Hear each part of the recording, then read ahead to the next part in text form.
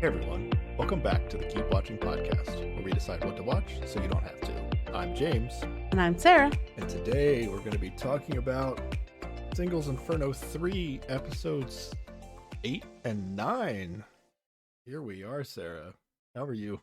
I'm doing all right. Well, how you feel about this season right now? Where you at? I feel like either they need to rename the show or we need to rename the podcast to just like Guan He does a bunch of shit for the whole time. Okay. That's how I'm feeling right now. Yeah, I probably I feel like I try not to take notes on the Guan He segments of the show, but probably still have the most notes on Guan He out of notes on anybody in the episode. Because he's on screen constantly, yeah. Yeah. It really feels like this is the darkest timeline. Yes. In at least in Inferno, Singles Inferno history. Yeah, I agree. I feel like there's still a good way for this season to end. Where you're like, yes, it all, karma gets back somehow in the end. Some way, somehow. I feel like there's still a chance for that, but it doesn't feel like it's the most likely thing that's going to happen. So it feels like the darkest timeline as of right now. Yeah, definitely. I have a little glimmer of hope. We'll see if it pulls through. Also, episode 9 cliffhanger. The worst episode cliffhanger in Singles Inferno history? Maybe? Maybe? What do you think? Maybe? I mean, I don't have like a good memory bank record of every episode cliffhanger, but I'm just going to say that this is the worst one ever. Least amount of intrigue I've ever had at the end of the episode. But then the preview for next time might have been like one of the spiciest previews for next time in terms of I'm like, wait, how did we get to this many people crying and what are they crying about? The important thing is that Guan He is crying. I've been waiting for it all season. We're gonna get it next week. I'm pumped. Yeah, I actually have no idea why he'd be crying. Like, it has to be good, right? I swear if he is doing the, oh, it's so hard being so popular crying, I'm gonna lose my absolute shit. There's no way he's doing that. It didn't look like that kind of crying. It looked like everything's fallen apart. What have I done crying? Or maybe that's wishful thinking. I don't know. There's like no way it's that, which makes it feel like it has to be good for the story that we want. And I'm guessing most people want at this point. Yeah, we're really jumping right to the end on this. We'll break it down and get to it, but yeah, I just had to say that. I don't know. I'd have to go back. Speaking of going back, here, let me throw this out there. Okay. This Singles Inferno is our most popular show that we talk about on the podcast. But we never did Singles Inferno 1 because the podcast didn't exist. It is kind of the reason the podcast existed. Yeah, we didn't actually record it, we didn't record for Single 1. Let me throw out there, would people be interested in us going back and watching Singles Inferno 1 and podcasting about Singles Inferno 1? What do you think? Traveling through time to an island without Guan He might be pretty fun. Yeah. Because Guan He proclaimed that at the beginning of this season that Singles Inferno 3 would be the best season. I think it's the worst, but I'd have to go back. I'd have to go back and watch season 1 and just see okay, does season 1 hold up anymore? Because there's a chance I'd go back and watch and be like, oh, this wasn't as exciting as it was when it was the only season. Yeah. I mean, I'd be down if people want to listen to it, sure. Yeah. And I feel like the things you were passionate about back in season 1, you wouldn't be as angry about now that we've seen. I could summon it, I feel like. I guess so, but compared to Guan He and other characters and other Korean dating shows that we've watched, I feel like nobody's it was probably pretty mild compared to back when it was the only show that we had watched. You were very passionate about hating on certain people in season 1, so I'd be curious. Yeah, it was. Yeah. So I'd be down for that. It's kind of it's basically the way the podcast is right now. It's basically Singles Inferno is the show for our podcast, and then every other time of year is just the off season where we're just filling space until the next Singles Inferno season. But I'd like to find another show that I people think, are into. yeah, things picked up around Heart Signal a bit. We got some numbers up then. Yeah, Heart Signal was okay. Not Singles Inferno numbers, but it was a little something. What's rough about shows like Heart Signal, Transit Love, which we did basically all of last year, is that they are not easy available for most people to watch. Yeah, they're not easily. That available. is the problem. Heart Signal's not too bad because it's on at least like a website that is not sketchy, but still not a popular website for people to know about. Like if it's on Netflix, it's going to be widely available. More chance that people are watching it. At least English speaking people. Yeah, people who are willing to listen podcast. To us. Yeah. Okay, yeah, just throw it out there. Let us know if would you be down to listen to Singles Inferno? It would be more of like going back, looking at the history of Singles Inferno and what did we like? Because we did a lot of complaining about the beginning of this season. I don't know. Comparing Singles Inferno 1 to Singles Inferno 3, I think could be fun. Yeah. Lots different. Yeah. Could be fun. Also, did you see that Singles Inferno 3 has 11 episodes now? It does, but it doesn't have a description, so I don't know if it's a legit 11th episode or it could be some hit with a reunion situation. Yeah, I'm curious about that too. But apparently there are 2 episodes dropping next week instead of the one that we originally expected. Yeah. So we'll see what that is. I guess we'll be covering both of them. Yeah. Regardless of what they are, we'll watch both. I hope it's just the host like laying into Guan Hee to his face, just like, why did you do that? Why are you a terrible person? It's probably not that. I don't think they'll get that far. Anything else you want to mention before we get to comments from listeners? No, I think I'm ready for some comments. Let's go. All right. Christine on YouTube says, I agree with the comments about Guan Hee's negative traits and poor behaviors. Any airtime is wasted and should be given to the other 9 contestants. Or, nice. I think it's 11. Isn't it 12 people? Or, right? It's gotta be 12. It's gotta be 12. Yeah. I think Christine meant 11, unless she also hates 2 other people. Anybody who's paying attention to Guan Hee can just get out too. There's other people you could toss out too, I guess.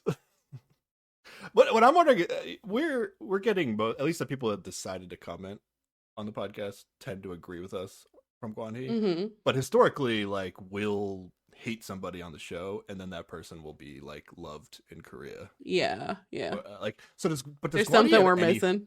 Like, does Guan Hee have fans? Like, what's the global opinion on Guan Hee?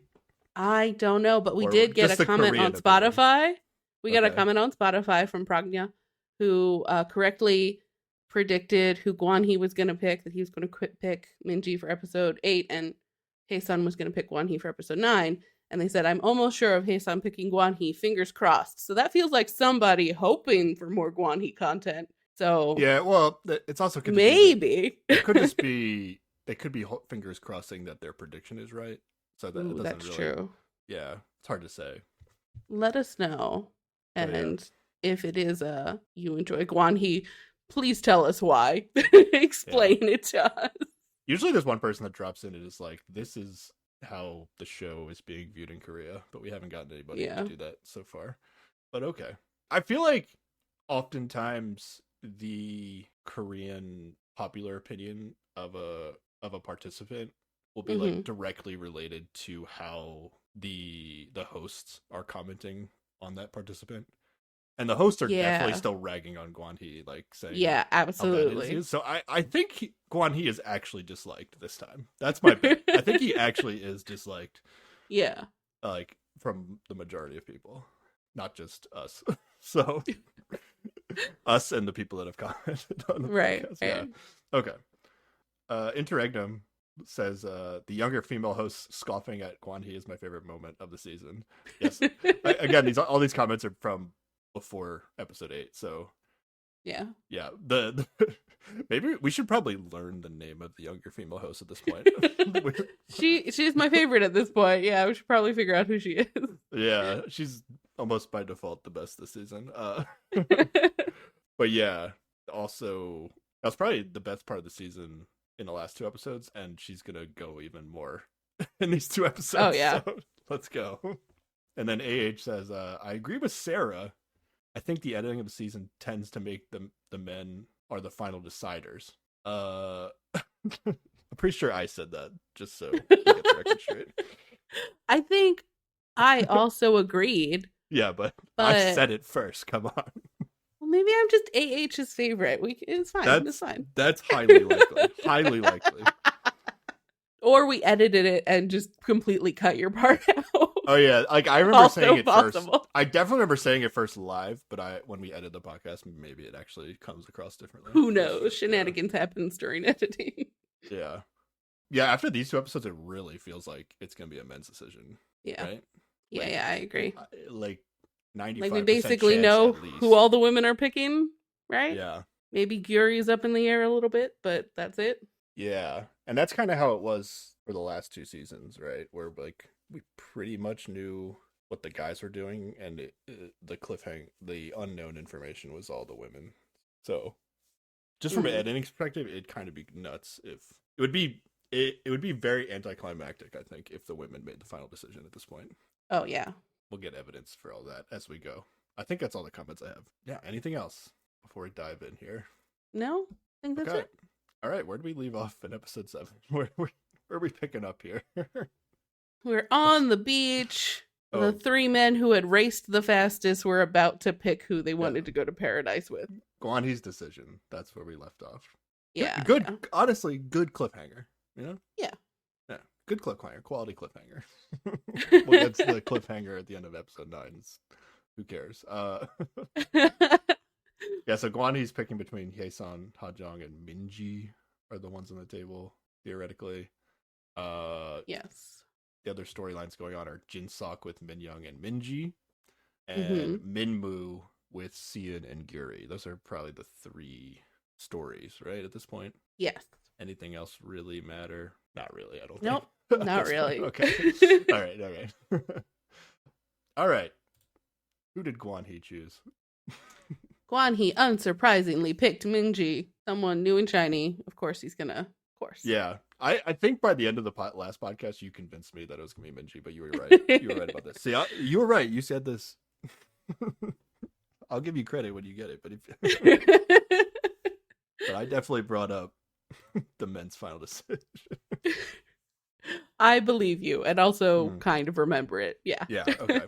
Oh, and then we get this petty ass Guan Hee confessional where he says that he only picked Minji because Hye-sun went to paradise with Won-ik, and he's giving her a taste of her own medicine.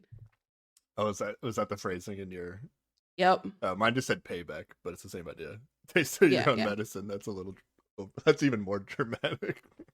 This man is a million red flags.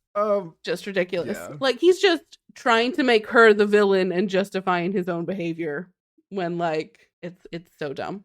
It's just very dumb. Yeah, I mean, I just think he's doing whatever the most dramatic thing is for the show. Like, I don't even... Like, I'm not being convinced that Guan Hee would do this in real life. It's just, like, he's doing it on the show. Yeah. I don't know. To me, I feel like nobody seemed that upset that he picked Minji. Like, it was not, like, a huge reaction of, like, I can't believe it. I thought he was going to pick me for sure. Like, nobody was surprised. It felt like... Well, no one was surprised, but I do think we maybe got Ha-jung being a little bummed, maybe. Because she's still hoping he'll come around. What the hell's going on with Ha-jung in the show? I'm so confused. Because I think she got replaced with a twin who has way less backbone and is just all about this tall man. I don't know. It doesn't make sense to me. Yeah, I not even from like a what the hell is she doing perspective, but like I'm kind of just like, why is she part of the show anymore? And that's why I'm still like holding out. That's why I thought Guan Hee was gonna pick Ha-jung here, because I was just like, why is Ha-jung part of the show? And I feel like it still feels to me like Guan Hee could be picking Ha-jung in the end of the show, just because. I mean, maybe we're only getting the Ha-jung story because it's like at the end of the show, it feels like 3 girls are going to pick Guan Hee, and then Guan Hee's going to choose between them, right? And Ha-jung's going to be one of those. And it's just like, did they want to at least give something about Ha-jung picking Guan Hee? I guess is why we're getting... If the last thing we saw from her was her telling him off after he, like, said he was into 3 of them equally at the fire that one day, and then, like, we didn't see her at all until the end where she picked him, it would be absolutely ridiculous. So they had to at least at some point continue on and show that she's still longing for this guy for whatever reason. Like she has good one-liners, and those make sense to me. Like when she's like, "I like you the most," or whatever from the last podcast. But after that's kind of like the end point where I'm like, anything else with Ha Jung seems a little unnecessary. Like, so if you just look Ha Jung's, like, it's not totally equivalent, but if you just look at her kind of trajectory in terms of how the selections have gone, she's kind of like that person that you tend to not like on the show, where like they early on they like pick somebody and then they like all in on that person, and then they never keep going after him no matter what. Show. Yeah. Now, like, she's different because like she had the whole like snapping back at him and then apologizing to him, and then there was like extra stuff that was like interesting. But this kind of person, I feel like, tends to get less airtime usually, but this doesn't seem to be happening with Ha Jung. Yeah, I'd say like the way they don't get less airtime is when it actually works out in the end. Because then they become kind of a main character for that perspective. So yeah, it is strange, given that I don't think she's gonna get picked in the end. Yeah, you don't think? Yeah, it could just be that has enough good like one-liners that it's worth keeping her in the show, and that's all it is. Yeah. But I'm still kind of holding out hope that somehow I don't know. Like, I don't even know what I want with the Guan Yi story. Like, do I want him to pick Ha Jung? I don't know. There's nothing's really that satisfying. Yeah, I think the like we kind of hyped up the women walking off the show, like thing. Yeah. I really, really wanted that, and now that it's really seems like it's going to be a men's decision, it kind of takes the the air out of the sails of that for me, which is probably the most exciting prospect of what I thought might happen at the end of the show. But okay, if all three of the women who are currently interested in him now get fed up with him next episode, they could come together and decide, okay, collectively, we're all not going to pick him. We're just going to walk by him and walk to the helicopter. That would be great, especially if he's like last in the line. No. They all just get to not pick somebody. It would be great because if he's last in line in the, you walk past a bunch of guys to pick somebody and he's like, oh yeah, she's coming to me. And then she just goes, nope, bye, walks off to the helicopter. And then the next one comes and goes, nope, bye, walks off to the helicopter. Yeah. Then by the time the third one goes, then he's going to cry. It would be great. Yeah, well, or that's at least not going to happen. Very embarrassed. There's no chance of that happening. The show will not allow that. It would be now great. They could all agree not to pick him. Like, that could happen. And then like Ha Jung just like goes with Habin, whatever. They could do that. I mean, even that's unlikely at this point. That is like less good TV though. Like, the show doesn't want that. Like, if they talked about doing that, the show would probably talk them into be like, look, just the relationships aren't real, but we need you to all stand in front of Guan Yi. Like, that's what they would do, I think. No, I think that moment where they all just left and chose no one over, picking him would be great television. Everybody would be talking about that. Yeah, it would. I just don't see the like producers at like while they're filming it being like, oh yeah, that's how we want to end this season for sure. I don't know. Yeah, it seems very unlikely. Yeah. I mean, I know love it, it's not going to happen, but I would love it. Yeah, like when the women were given the option of walking away in the first two seasons, which is why the idea when there was a chance that the women were picking last this season, also that was like, okay, we were within the realm of possibilities. But with what you're saying is like they actually completely allow the women to break the like tradition of the show, which seems very unlikely. But it's the only way you get that dramatic him getting rejected by 3 women in a row, Yeah, I mean, that's why it's great. Him. I think that could also happen. Well, that would be boring and unbelievable, but yeah, I know it's not going to happen. But I mean, it's the same thing. I can hope for it for another week. It's just like Hye-sung picks Wanik, Ha Jung picks Habin, and Minji picks like Jin-suk, and it's just like, and they're not picking them because they love those people or even like them. It's just they're not picking Guan Yi, which is funny. Yeah. All right. Who does Min-kyu pick? Oh, he picked Security because he's a one-woman man. He is focused on her. Okay, what the hell is going on with Mingyu on the show? Like, actually, like this, like, I think Mingyu's like my favorite guy on the show, and maybe like, yeah, he is the best. He is like excellent. Maybe like we're not seeing him, so maybe there's things we're not seeing that we would maybe think less of him. But like, he actually has like probably the coolest job in the history of these shows. Dedicates his life to saving people in the water. Yeah. I haven't seen him do anything like that I hated. Right? We see him later being very supportive to a sad woman. It's great. But what the hell? No. And he's like pretty tall. He's not the tallest, but he's pretty. Like, what's happening? He's what is tall, attractive, great job, compassionate human. What's happening is he was interested in one woman, and it wasn't very dramatic, so the show didn't want to show us it. Yeah. And maybe like not mutual either is the issue, I guess. Yeah, like, it is unclear. Yeah, or she might be really into him, and they need to hide it to make the whole Minwoo thing more of a mystery. Maybe. Yeah, that was another thing in the preview. Like, what the hell is happening with Minwoo in the preview? Yeah, the preview was kind of fine, actually. yeah, the preview was great. Maybe the season gets mad good in the last 2 episodes, but or they're just really good at making previews. Or the preview, yeah, maybe the preview is just way better than what the actual show's going to be. But I was like I thought the Minwoo stuff was like wrapped up in a nice way. I was like, oh, this feels good, and then it was like, what's happening in the preview? Like, it came out of nowhere. Okay. Yeah. Okay, so Mingyu picks Giri. All right. Who did Wanik is our third place finisher here. Who did he pick? He picked Shion, which is also not surprising. He's been following her around all that one. That one wasn't 100% though, because I feel like Sion's kind of made it clear that she's not interested in Wanik, and I feel like Wanik knows that. So I thought Wanik might pick Hye-sung here, but I forget when he says it, but I feel like Wanik is gonna say he's not really. There's not into Hye-sung at all. Yeah, he's like not. There's like nothing romantic with Hye-sung, basically. Yeah, so he's just quietly dedicated to this one girl who's not really into him. Yeah, it's a rough spot to be on the show. Wanik is also gonna have some conversations throughout this that make him seem kind of whatever.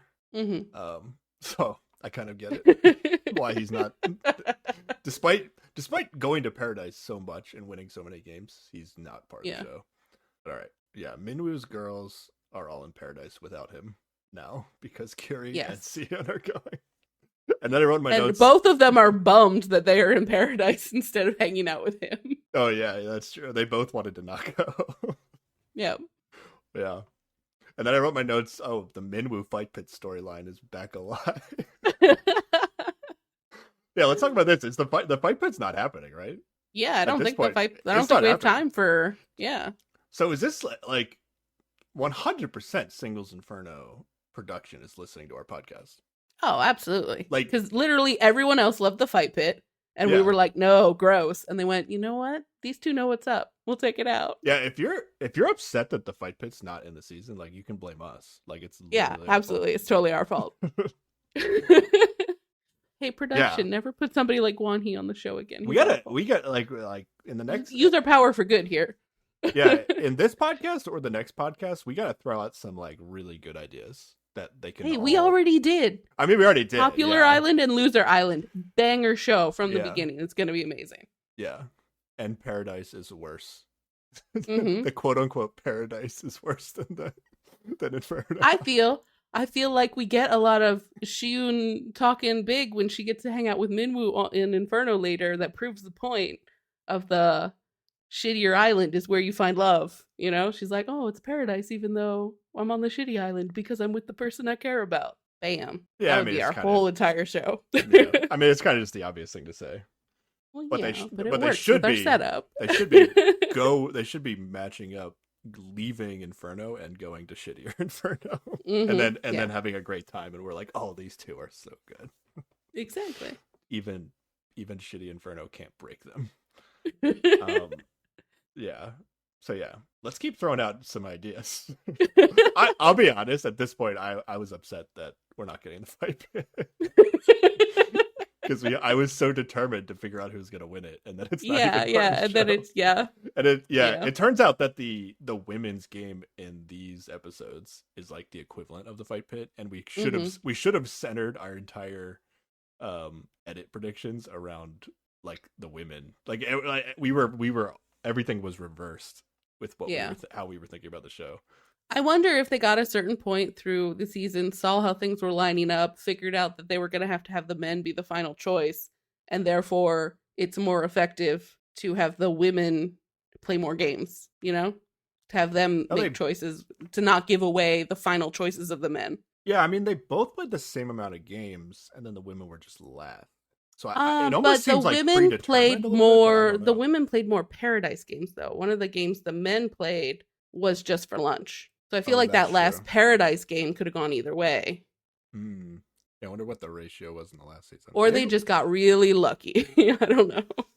Yeah, we actually looked at that. I don't know. It's hard to say. Did they scrap the fight pit because they decided it would kind of spoil the final decisions? I don't know. It seems kind of predetermined, actually, but it's hard to say. It does, but they're real lucky if that's how it was, because otherwise we'd know what the end was going to be after the fight pit. Yeah, I mean, I was thinking about this, like is there, say the women, like say the men picking last was predetermined, so like that's why like we're getting the edit here where it's like every guy's decision is like the intrigue in the show. Yeah. Whereas like in the first two seasons, it was majority the women. It was the other way around. But like, is there a way to edit this season where like the women's decisions are more interesting? You know what I mean? Yeah. And then I don't know. I don't know how easy it would be to do that. And maybe that is dictated by the production predetermining like who's going to play the last game and make like whoever play whatever. Like if the women play the last game, then the men should be making the final decision. And if the men play the last game, the women should be making the final decision. Because otherwise, it's like, Guan He's on this show, so it might change. But like most people are not going to change their pick between. Like it spoils the last three picks of this. Like exactly. three out of the 6 women are essentially like spoiling what they're going to do at the end of the show here. Yeah, most likely.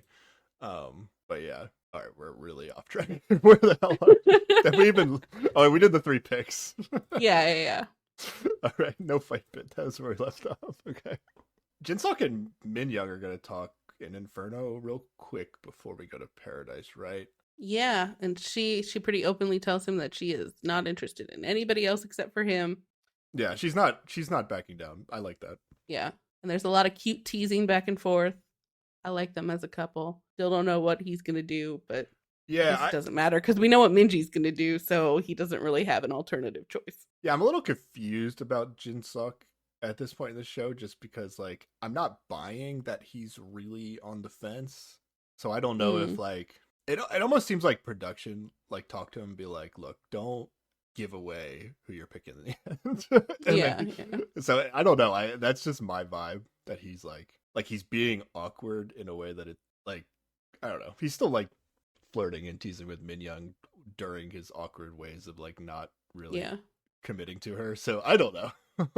but like by the end of this conversation, I swear he's just staring at her with hard eyes. Like it's real cute. Yeah, that's what it feels like. They're a thing. Yeah. She says, "Only you, Oppa." She's locked in. All right. Yeah, it really just feels like they're a couple teasing each other. But I don't really know what Jinsok's doing. And then I don't think Minji's going to be an option anymore. So yeah, exactly. So and if the men are picking last, thing for the end. Yeah. But that's what's weird too, right? Like we got the Minji thing. Like I don't know, maybe there's a chance like the women are all gonna not pick Wanhee in the end. How crazy! That would be fucking nuts. That would be great. How great that I would be impressed. I would be truly impressed. That would make everything worth it. Yeah. But that's like them really acknowledging, like, okay, Guanhee is gonna not be liked, and like we've never seen anybody that like a woman that doesn't have anybody pick them at the end of the show has never been gotten this kind of edit, like a main, like not even like a main character, like almost not even a side character on the show. Yeah, exactly. So if they were like actually were like, you know what, this guy's didn't get any women pick him at the end, but he's gonna be the main character of the show. Like that'd be incredible. That they were and they just knew they had the footage to pull that off. Like that'd be awesome. Yeah. We have to hold out hope in some way, right? Like yeah, exactly. All right, because it's weird that like say if Jinsook's making the final decision, it's weird that they even bothered like throwing Minji into the mix. Other than that, like it's just what happened, I guess, and then you just want to show what happened. But it's like not that. It doesn't seem like Jinsook's decision is going to be interesting at the end, assuming Minji is picking Guanhee. Right. Yeah, unless Jinsook just walks off, doesn't take Minji. Everyone just walks off. Oh God, that would be rough. Like like we are gonna get like maybe 2 couples we like at the end of the show, and one of them doesn't even happen. Yeah, God. And if the preview is anything, maybe Minwoo doesn't match up with anybody. Yeah. Literally no one. It's just like Guanhee. It's back to candy time, and everybody lines up in front of Hobbit. Just because they're like, fuck it. Okay. All right, go on. We're going to Paradise. Who do you want to start with in Paradise? Well, let's just get Guanhee and Minji out the way. Yeah. You want to do them? Let's do them last. Okay. The other 2 are so short. Okay. That's true. Let's do Wanik and Chiun then. There's like one where... Is this the one where like... We get like one scene of the 2 Paradise dates, and then they go back to like Guanhee and Minji like 4 times. Right? It's like something crazy. Yeah. It's a lot. Yeah. All right. Let's do Wanik and Shia. All right, they're going to the restaurant. All right. Mm-hmm. There's a lot of her talking about Minwoo this whole time. Oh, she talks about Minwoo? Wanik gets very let's see what he says here. He says he admits he just wanted to beat Minwoo in the game, so he like knows who his competition is. Yeah. And I feel like she acted a little bit like she didn't want to make it seem like Minwoo was such a big deal, even though like we know Minwoo is a big deal. At least it feels like we know Minwoo's a big deal. Yeah. But she was trying to kind of like downplay it. I don't know why. I think she's just trying to be polite. Yeah, maybe that's what it was. Yeah. And then at a certain point, she just went in on like, every time I try to talk to him, timing's off, and I end up spending time with you instead. And it feels like she's trying to be nice, but then like she's just so frustrated at this point. Yeah, Wanik has to be all in at sea on this point, right? Like, there's no way the Hye-san things. Yeah, absolutely. Right? Okay. Wanik admits he's glad that she hasn't gotten to talk much with Minwoo. So yeah, this is where Wanik gets like I feel like Wanik like really doesn't play this cool at all. Like he does not take the cool guy approach to this. He's like, nope. Like I'm happy if you don't get a chance to talk to the other guy you're interested in. That's good for me. Like he's not confident about himself winning out in the end. It seems like and like the totally selfish view on it doesn't matter what she wants as long as she's not drawn away by this other guy. He's happy.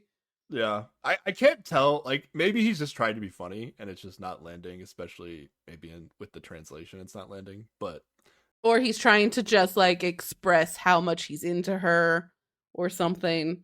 I guess that's true. It doesn't feel like it lands. Yeah, it comes across as awkward as Shion always accuses 1 week of being awkward.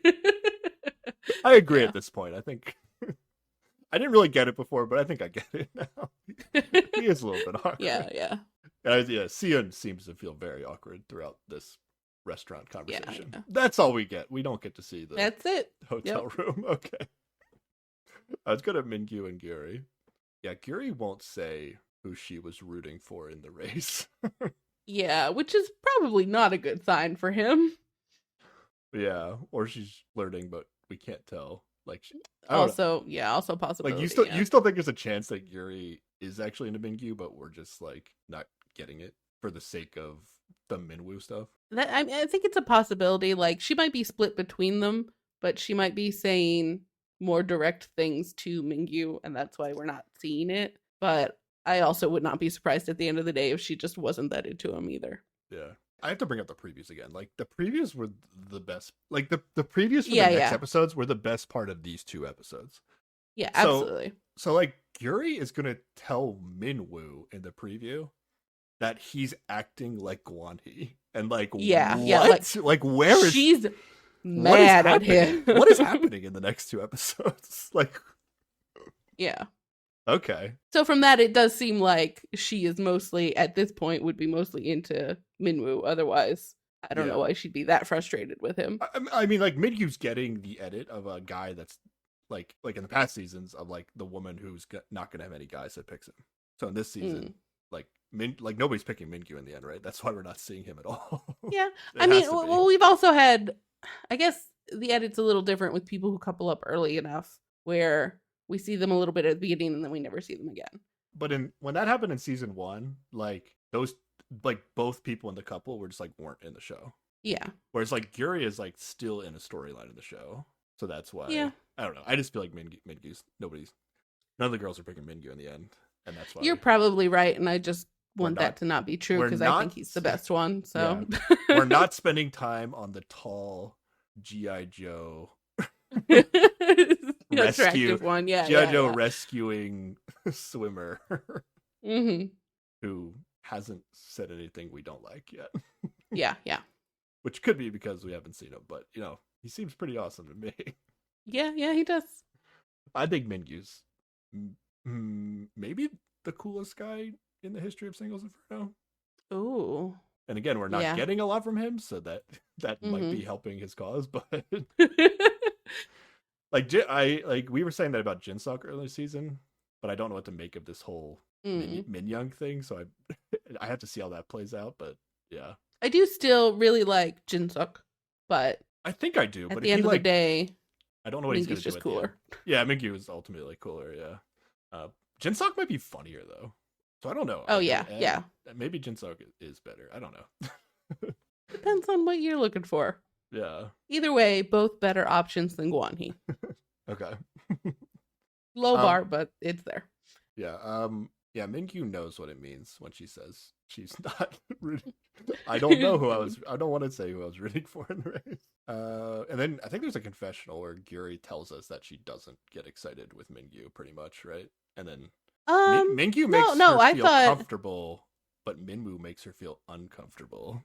If you know. Yeah, there was that, but I think my subtitles at least said that she does get butterflies with Mingyu. Oh, that's like not what I thought it said, but okay. Unless it said she doesn't get butterflies with him, and I just missed a word. Yeah, I thought it was the opposite of that, where it was like basically like they're using the comfortable, uncomfortable thing. Like comfortable means I can talk to you, but like uncomfortable is like, oh, there's butterflies. Exciting and yeah. Uncomfortable is good. In case people don't know the lingo.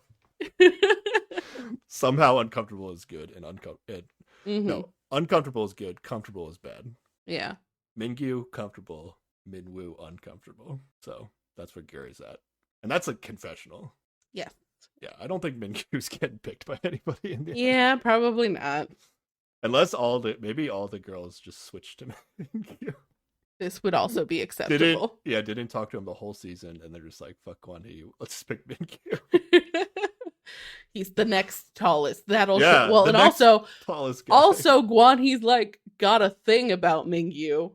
So it would just be extra juicy if everyone just ditched him for Mingyu. Yeah, love it. Yeah, that would be funny. Maybe that would be why they pick him. Yeah, we can talk about that when we get to I have some thoughts on that. But yeah. Yeah. Okay. Oh shit, we didn't talk about Gwon-hee and Minji yet. All right, here we go. Go ahead, Sarah. What happened here? I guess they have a dinner. They go to the restaurant. They do the. This is they go to a restaurant. This date is 4 scenes in the episode. Yeah, they have to do the whole age and occupation bit. Yeah, he actually guesses 27, which is not a crazy guess. But maybe he thought it was like crazy high. I don't know. Yeah, like he's trying to call her old again, like he's done to other people. Yeah. Maybe. Yeah. What also is because he guessed like 28 for Hye-sung, and then he like trolled on Ha-jung saying she was like in her 30s. But yeah, literally all 3 girls he's dated have been 26. The same age. Yeah. Yeah. Is it a coincidence that the two older women on this season had no interest in Guan Yi? Or do you think that the 1 year or 2 year difference in the ages? I think it was enough for them to look at him and go, no thanks. Yeah. Because I'm also who's the other 26-year-old? It's Min Young, right? Yeah. I feel like Min Young wasn't not interested in Guan Yi. Like she gave Guan Yi a candy based on our calculations, right? But then she got like she was at least like not invested enough in him when she got told that of his like shenanigans that she was just like, I won't deal with that. Yeah. But I feel like, if Guan Yi had like shown her some attention in the beginning, I think she would have explored Guan Yi as an option potentially. Yeah, I agree. But like Sia, like Yuri straight up didn't want anything to do with Guan Yi, it seemed like. Yep, absolutely. I don't know about Sia, but we never got anything with Sia and Guan Yi. Yeah. So, because then also like, I don't know what the ages are of the women hosts of the show, but they also like don't like Guan Yi at all. I mean, one of them's like fairly old. The younger, quote unquote, younger female host, like she has to be not super young, right? Yeah, older than 26, right? Yeah, absolutely. Yeah. So, I don't know. It feels like an age, like the age could be at play here. I'm not sure. Yeah, I think that's a pretty reasonable assumption. I don't think the Guan Yi shenanigans work on women who've seen some things. Women with more experience, maybe. Yeah. And then okay, this was kind of funny. Minji like really could not guess Guan Yi's age, and I think I couldn't tell, like, did she actually, like, if he had just been like, what do you think my age is, would she have guessed the same number, or did she just get like tripped up because she thought he said something about his age that I'm not sure, but like she started at 26 based on like something Guan Yi said. So Guan Yi like kind of maybe implied to her that they were the same age, but he actually didn't. Right. But then because she just like birthdays were in the same month or something. Yeah. Yeah. Guan Yi was like very weird about this, but then she just kept guessing lower and lower and lower ages, and I was like, is she serious? Like, I thought this guy was 40 when he walked on the show. And then he was only 30, and then he was 36. But she's guessing, like, she goes down to like 24, 23. Like, she goes mad low. Like, what the hell? Either she is very bad at guessing ages, or she figured out that if you just like lay in with the compliments on this guy and pay him that kind of attention, he will be pleased. At the age of 33, if somebody thought I was 23, I would be so offended. Really? Okay. Like, I mean, at least in like I don't know. I mean, I get like people thinking I'm younger a lot, but okay. But I mean, just purely from like a look standpoint, generally, I feel like people like to hear that they look younger than they are. Maybe. I mean, like, I would, if somebody said it was like high 20s, that would be like a compliment to me. Yeah. But when you're you guess in low 20s, that's not a compliment anymore. In my book. Fair. Okay. Now I feel like if she was basing it off of Guan Yi's personality, then it's a fair guess, though, right? Yeah, absolutely. Because you would hope by his 30s he would stop this bullshit. Yeah. His behavior is that of a like 20-year-old, maybe. I mean, I feel like you're being generous there. I feel like this is like 16-year-old boy tactics, but sure. Yeah. This podcast literally just can't be anything but shit on Guan Yi. Like, it's just... This is what they gave us, you know? If like 90% of the show is Guan Yi, I gotta just, that's all I have to talk about. If we don't rag on Guan Yi, this is like a 30-minute podcast. Yeah, 100%. Yeah, okay. Yeah, and then Guan Yi just keeps laughing because she keeps going lower and lower, and like it seems like he really doesn't want to tell her the truth. And then, yeah, he's 10 years older than this woman. Yep. Yeah, and then I wrote in my notes, Guan Yi continues to be terrible. I watched this 2 days ago. If you want to tell me what happened, go ahead. Sure. He at some point he says he's drunk, so please excuse him if he says anything mean. Oh, that was this date. Okay. Yep. And she's like, you're supposed to say nice things to pretty people. And I'm like, well, that's a shitty thing to say, but okay, sure. And then he's like, no, I already told you that your outfit looked not too bad today. So more nagging nonsense from this man. Yeah. And then he was like, don't worry, that's like a really good compliment for me. Yeah. Yeah. And then he starts talking about how, it takes him a while to sort out his feelings. And he's talking about how he needs to be approached first again. And he's like, we'll spend some time together and then I'll narrow down my choices. And then she said some stuff that gave me hope that she was going to be sassy, where she's like, let me just clear things up for you. Let's just have fun. And I was like, this is a boss move. She basically rejected him. I apparently read that entire situation wrong. Yeah, I actually totally missed the part where she at least like put him in his place. But then I picked up, like, she's going to say it later to the women, like, yeah, he was like kind of being sucky, but then I told him to just like stop, and then he stopped. So then I was good with it. Now I like him. Yeah. So it's like yeah, I guess you appreciate that from Minji here. Yeah, but I was hoping for that total rejection of just hey, calm down, dude. Like, let me narrow it down for you, okay? We're just here to have a fun time. I'm not going home with you at the end of the show.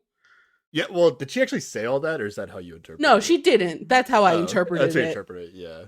And I was wrong. So, I had hope for a moment. She might have been thinking that in the moment, but then ended up liking him after he's, like, toned it down, I guess. I guess. Like, I'm paying attention when I watch the show, right? But, like, I'm not as focused in these Guan-Hee scenes as I usually am when I watch the show. Yeah. Like, every Guan-Hee scene in the show is, like, the same scene where it's just him asking, like, the women questions about where he stands with them with, like, respect to the other guys in the show. Yep. But the best part about this is that even the hosts of the show are getting tired of watching Guan-Hee on the show. Absolutely, yes. I've never seen this. Like, this has never happened in all the Korean dating shows we watch that have these host panels, where essentially the hosts of the show are telling us that they are done. They don't want to be watching the show anymore. Like, that is actually what's happening. Because, like, what they are upset about watching and they want to be done watching is 90% of the TV show. So it's like not like the hosts actually don't really want to be doing their job anymore. It is incredible. And they've stopped pretending, The biggest pusher is definitely the younger female host. Like, she's fed up with Guan-Hee the most. I think the older female host is probably second. I don't know how fed up the younger guys are with Guan-Hee, but the guy all the way on the right is definitely he is fed up with him too. Yeah. Okay. He keeps like trying to like put a positive spin on it, and then halfway through goes, I can't. Like, and just like reverses on it. This is the only like angle in the storyline, or at least in the edit of the show, that keeps the Guan-Hee's gonna get shit on at the end of the show. Yeah. The dream alive. Because they're leaving these now. Maybe there's just not enough footage of the host saying anything else about the show. like I don't know exactly how it works. Like, they throw together the edit of the TV show, and then like the hosts are essentially having the first reactions to the show, which then can often become the popular reaction to the show. So I don't know if like the editors knew how badly the hosts were gonna hate Guan-Hee. And then now that's just like the only footage they have of the host, and then if they want the host to be part of the show, like, I don't know, it's kind of I would feel like at least with the host they would have a certain amount of control where the producers could come in and be like, you can't be that negative about this guy on this show, like, can you just like do that take again, say something less negative, I think they would do that, and they're not doing that. So that's the hope, is that they're leaving in the Guan-Hee sucks on purpose. Still, because it feeds into the ending. Yeah. In the last 2 episodes, on the last podcast, it seemed like Guan-Hee didn't go to paradise, so he was, not full Guan-Hee in those episodes. He was toned down, and I was worried that it was trending towards Guan-Hee getting less hated. But then it came back stronger. It came back full swing. Yeah. So that was at least good about these 2 episodes. But all right, what else do I have from this day? Yeah, so they end up hanging out in the hotel room for the rest of the time. Okay. And I don't know, they're like feeding each other fruit or whatever. So Minji is definitely trying hard with Guan Hee. Like, she's full flirting. Oh, yeah. There was still some speculation of like whether she's into Jinsok or whatever in this conversation, but I don't think we need to talk about that. It's not. It's we're giving up on that. It's a non-starter. Yeah, yeah. Okay. It's just him asking about it because he needs to know exactly where he stands with in relation to all the other guys. Yeah, yeah, but like Minji is like making lots of eye contact with Guan Hee. Mm-hmm. She's saying like really cute things. She's like biting her lip. And then she's like wearing these quote unquote pajamas. The older female host was like, "Those aren't pajamas." I'll just say they're very cute pajamas. That's what I'll say. Yeah, yeah. Pajamas. Okay. Very cute pajamas. she's going all. I mean, maybe this is just Minji not trying, but it feels like she's really trying. If this is her not trying, I could not imagine her trying. Like, if she did try, no one would stand a chance. Yeah, I wrote this down. Guan Hee says his type is girls with big eyes who know how to be cute. Does that? Oh, and then she's like, "That's me," which is cute. Yeah, but, I mean that is. Yeah. It's definitely Minji, but does that hold up with? I feel like he has said what his type is differently to different women. This was the first time. Well, I don't actually remember what he said before, but usually it's like all about like women who approach me or give me attention or like so it's usually that. Mm-hmm. But this is the first like physical characteristics that I can remember. That might be right. I feel like I think that it works out. I don't know about Guri. I don't know what that Guri angle was. It's just him trying to create a situation, like a storyline. That's what that Guri stuff is. Okay. Mm-hmm. Minji says she won't give up on a guy just because they like someone else. They're really trying to keep this Jinsok thing alive. Yeah, yeah. But Sarah, are you not a Minji fan because of this comment? You're usually like, if someone's not interested in you, back off. That's well. There is it depends on how exactly she said it. I feel like there's room here where they might be mostly interested in somebody else, but if they're a little bit interested in her, then sure, it's okay. But like if they've very decidedly said nope, no thank you, and then she keeps pursuing, I don't enjoy that. This is kind of in the context of like she thinks Jinsuk and Minyoung are a couple, but she's potentially not giving up on Jinsuk. But also Jinsuk hasn't like told her no, so it's not the same. Yeah. And like she is like they were just talking about Jinsuk before she says this, but is it also like a nod at him like I don't care if you're maybe interested in other people. If you're the person I'm into, I will just pursue you. I guess. Yeah. Okay. Yeah. It could be like covering both bases, you know? I guess, just she's being like, I'm bold and will pursue who I'm into. I wrote on this date that Minji like also kind of, and maybe it's just like the excessive flirting that's what make me say this, but I also got like the sense that she wasn't being real. But it's also like it's also just like my lack of understanding of why these women are interested in Guan Hee, I guess. It doesn't feel real because how could you flirt this hard with this man of all men? But she's gonna cry later, so I'm convinced. Why not? She actually likes Guan Hee. I was thinking about like if each individual woman, if you only had their perspective, like how bad is Guan Hee? I don't know. There are definite points on this particular date where he said some shit where I would have been out. That's what I feel too. Like I feel like at least like Ha Jong and Minji should be out. Like based on the shit he said to them. Or at least like hesitant in a way where they're not all in on him, and that's like they're essentially both all in on him.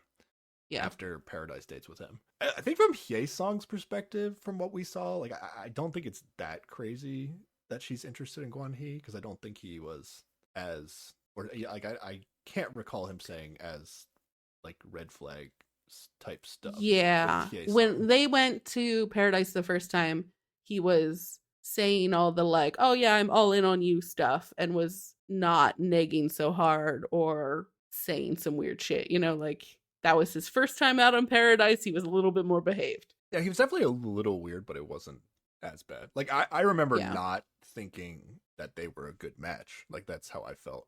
Yeah. But I didn't think, oh, this is the worst person I've ever had to watch on a show like this. Yeah, I still feel like they're not really a good match, but it's not because I hate Guan-Hee that I think they're not a good match. It's just like I don't really get how they're vibing. Yeah, they never seem like they have a lot of chemistry when they're together. Yeah. But she always seems really pleased to be around him when they're on a date. So again, I don't know what she's seeing. Based on what Hye-sung's type that she's been describing, I do think like Guan-Hee is that. Like he's the tallest, he's the most athletic. Like she said, like manly man at some point, but I think it's largely probably to do with like athleticism. Mm-hmm. Yeah, and she did really emphasize height a lot. Yeah, it's hard to imagine that like, a 1-inch difference really matters, but well, I mean, who's next up? It's Mingyu, who is really devoted to Gyuri, and then she briefly was potentially interested in Minwoo, but then Shion was just like, oh, but I love him, you can't pick him, and she went, okay. And then the rest of the guys are shorter, so she's left with Guan-Hee. Guan-Hee's like the best athlete on the show, so I think that also fits with Hye-sung. So from Hye-sung's perspective, I don't get upset that she's still into Guan-Hee. At least not nearly. She has been exposed to maybe less women. Red flags. Yeah, okay. Guan-Hee invites Minji to come to one of his basketball games. Haven't seen that with the other women. Right, yeah. So does that mean he actually has real human feelings and actually likes her? I don't know. Yeah, or probably not. He didn't think about it with the other one. I don't know. Do you want to talk about this wish thing? I almost don't care. This wish thing? The thing with the letter, and like I unless it's gonna come back around to be a thing in the end, like I don't know. I don't. Well, we do see it come to fruition later. Yeah, it's just another excuse for him to like have a playful way to demand attention or obedience from a woman, so then he gets to feel validated and he doesn't put any effort back in. It lined up with me the same way, although it's not nearly as degrading and insulting as the time he played a game with Hajong and then like had her sleep at the end of his bed. It was all about making her do a thing he wanted, so that way he felt validated and didn't put any effort into this. This one, I don't think this one's not nearly as bad, but I think it's. I don't think it's bad the same playbook, right? I guess. What was the game? The game was like, whoever wins has to ask the person to do something. That was the condition. Yeah, it's like whoever wins gets a wish from the other person. His wish was to have her write him a letter about her feelings that was less than 10 words long or something. Yeah, but there was no like she could have said like you suck as like the 10 words. Like it was still fully in her control to make that message whatever she wanted. Yeah, that is true. So I don't think this was really anything, but it was just like she would have said that to his face. So I was like, why are we doing this? I don't know. It's because he wants that like more concrete, like pushing it forward to make her, come to him again later, which is what he's all about. Okay. Well, we talked about it. All right. You can edit it out later. It's fine. It's too late. It's in the podcast. All right. Okay. Okay. Let me try to be objective for a second, though. Okay. If I ignored, I guess there was that stuff with, if I'm only looking at this date and I try to exclude everything else I've seen, there was that stuff you pointed out with wait, was this the thing with the drinking? I'm getting confused. Oh. Is this the date with the drinking or is that with Hye-sung? Yeah, this is the one where he, like, I'm a little drunk, so forgive me if I'm mean to you. This is with Minji? Yeah. And then the thing with, like, hanging out with members of the opposite sex? Was that with? Oh, yeah, that's about, like, we didn't talk about that yet, but that is this date. Oh, that is this date? Yeah. Oh, okay. Well, do you want to talk about that? In my notes, I'm at the end of the date right now, so go ahead. Oh, okay. So, yeah, here is a big thing that annoys me a lot, because they do actually start talking about, like, what a relationship would be like, or what they're looking for in a relationship, which I think is a good, step to get at on a show date like this or whatever. But he says some stuff about he doesn't like to stress his girlfriend out, and he thinks that the two things that cause the greatest stress in a relationship are being friends with the opposite sex and alcohol, because he also doesn't like being stressed out about those things. So what this man is saying is that he doesn't have any female friends, which right away for me is a red flag. If you are incapable of like befriending a woman, it feels like you are incapable of seeing them as a full person, like they only exist in the sex and relationship zone. They're not full people you could just chill out with. And then it's also like he's implying that he would not want her to have male friends. And that's also a huge red flag. Because it's like, you can just be friends with people. It's fine. But he sounds like he would be a jealous mess and kind of controlling. And it's a bunch of red flags. Yeah, I agree with you. The only reason I didn't write that down was because, at least when I was watching with the translation, and I didn't really bother to like go back because I was, I'm checked out a little bit in these funny scenes. Mm-hmm.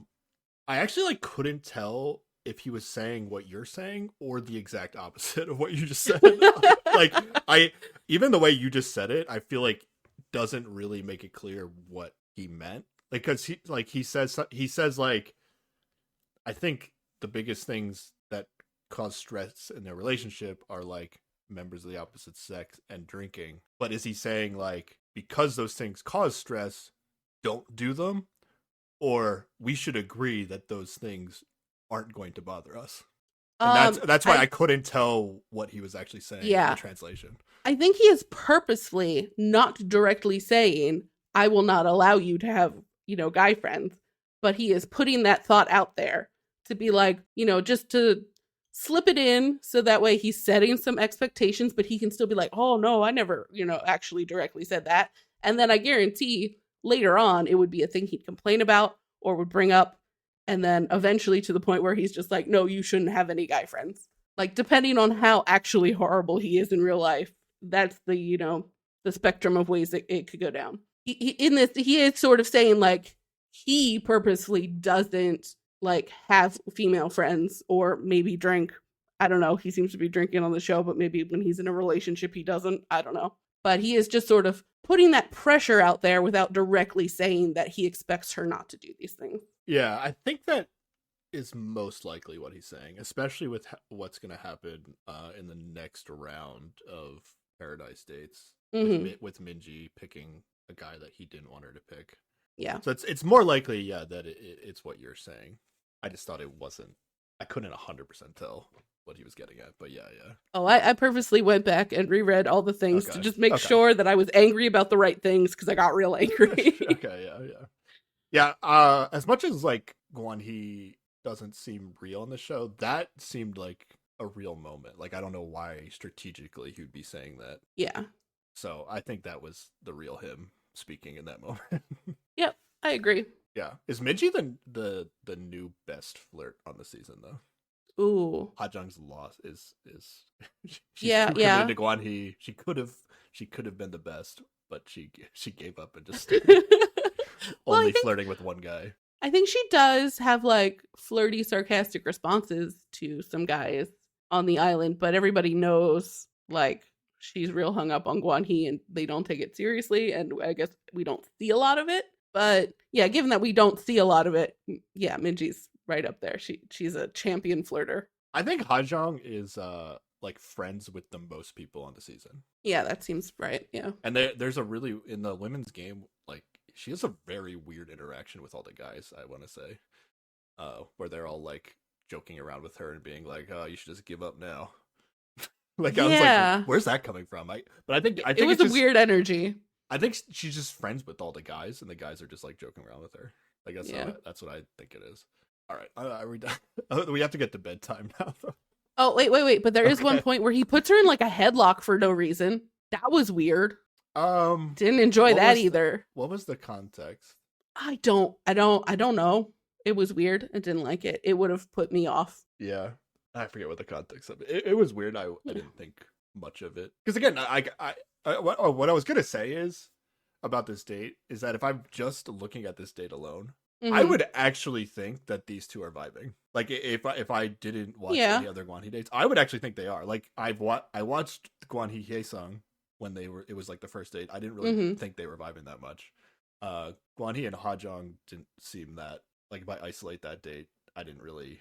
It was like a weird kind of like competitive, aggressive vibing. Yeah, I didn't think it was like a romantic vibe. It was more of like a competitive show vibe. But this one actually felt pretty good. Yeah. If I just saw this date by the end, I would think that they were vibing. I still wouldn't understand it, but it does seem like they genuinely like each other. they're just like kind of walking around the hotel room and they're being very flirty and teasy with each other. I don't know. I actually thought, like, objectively, if you isolate this date, it's not that bad. But we know too much. Yeah, definitely. All right. Are we almost done? What happens? Yeah. That's it. Oh, okay. That date's over. Well, at bedtime, he does the essential oils. He's done the same thing with all he's got the bedtime move. Yeah. Yeah. It's interesting that they showed it with all three women. I also feel like that's another angle where, like, the show wants you to know it's his move. Yeah. Like, they could easily have only shown this for, like, one of the women, and it could be, like... with the one that he, like, picks at the end, Yeah. Yeah. They could have done that, and they didn't. They were like, oh, no, let's make this guy look like he's a player, and he does the same thing with all women. Yeah. And I mean, like, that is what he's doing, so I like that you're seeing it. And then he does the sleep in the living room, even though there's two beds. Yeah, there's no like confrontation or confusion. It's just like he sleeps on the couch again. Yeah. And it seemed, I don't know if Minji just also thought that was appropriate and didn't question it. Yeah. Whereas Hye-sung and Ha-jung were like, you're being weird. Yeah. Yeah. All right. Do we have some Inferno business before we get to day 7? Ha-jung's sad, complaining about Gwon-hee because he said he was going to tell her who he was going to pick by now and hasn't. And Minwoo's sad because both of the girls he's interested in are not around. Yeah, this is where I wrote, like, Ha-jung is, like, not going away in the show, which just seems weird. Yeah. Yeah, because she's talking to Min-young. Mm-hmm. And then, yeah, Ha-jung still is hoping Gwon-hee will come back around to her. I still feel like that's a potential storyline. But then Hye-sung joins them. Min-young says, I like this line. Min-young says, Minji is cute, but I'm not sure that's what she's like. And I wrote, I agree with that statement. Like, at that point, I didn't really feel like we were really seeing the real Minji. Like, she was just doing her, I'm going to get the guy I want to like me kind of act. But then she's going to cry later. So, I don't know. Yeah. And then Hye-sung tells us she isn't concerned about Minji because she thinks Gwon-hee will like her more. Yeah. Hye-sung is so confident. There's a lot of scenes where Hye-sung's just like, yeah. And just not stressed about anything, yeah. Yeah. I feel like I like all the women on this season. It's just so many of them like Gwon-hee, and that makes me not want to like them. Yeah, I'm like, there must be something wrong here. Because you like that person. Yeah, exactly. But if it weren't for Gwon-hee, I feel like I like all the women on this season. Yeah. Yeah. I agree. Because I was thinking about this too. Tell me if this is not fair, but like at some point, like this isn't even Gwon-hee's fault anymore. like he still sucks, but like this like I think like they are enabling him by liking him in a way. Yeah, I guess what I was saying before, especially for like Ha-jung and Minji, like they have to take some of the blame for Gwon-hee being the main character on the show. Like it's their fault too. K-song I kind of get. I don't mind that one as much, but yeah. Yeah, especially Ha-jung. Like she was right there. She was angry at him, and then she like came back and apologized later. And I'm like, what happened? You knew what was going on. The other thing was, the other women think Seon is a better match for Minwoo. That's what I'm saying, Sarah. By the end of these episodes, I 100% agree with you. Let's go. Yeah. Team Seon, we won. I just needed them to actually have a conversation before I could feel it. And then they did that. Good job. Oh, I felt it before. It was there. Okay. Yeah, but then what the hell's going to happen in this preview? I don't know. All right, day 7. When it says day 7, it says 2 days until the final decision. Yes. So I don't know what that means. Like, does that mean... I think we get day 7, we get day 8, and then day 9 is decision time, right? You think day 9 is decision, not day 8? I think so. Because it says 2 days until. That makes sense. Yeah. I think that makes more sense. So what are they doing? So day 8. It's just going to be a day of talking to whoever, everybody. Figure your shit out. Oh, and they have to have their little drinking by campfire time. Oh, that usually is interesting. Yeah. That might be good. It's what, like product placement, alcoholic beverages at the fire? Yeah. Okay. Mm-hmm. Yeah. Okay, that might be good.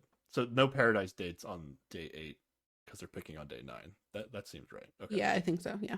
All right, everybody gets back from paradise. Everybody's back on Inferno now. Gwon-hee is asking Ha-bin about Hye-sung almost right away, it seems like. Yeah. I mean, he does say like a bunch of nice things about Minji, and then he's like, "But where's that other girl?" Minji tells the women that Guan He was saying stuff she didn't like. Okay, this is what I was saying before. Like he was saying stuff I didn't like, but then I told him to stop, and then he stopped, and then I like him. Okay. She also said he is close to her ideal type, so I guess she likes the tall ones too. And guys who are like super old but look like they're 23. Oh, she was also impressed with his career or that whatever. Shit made no sense. It made no sense.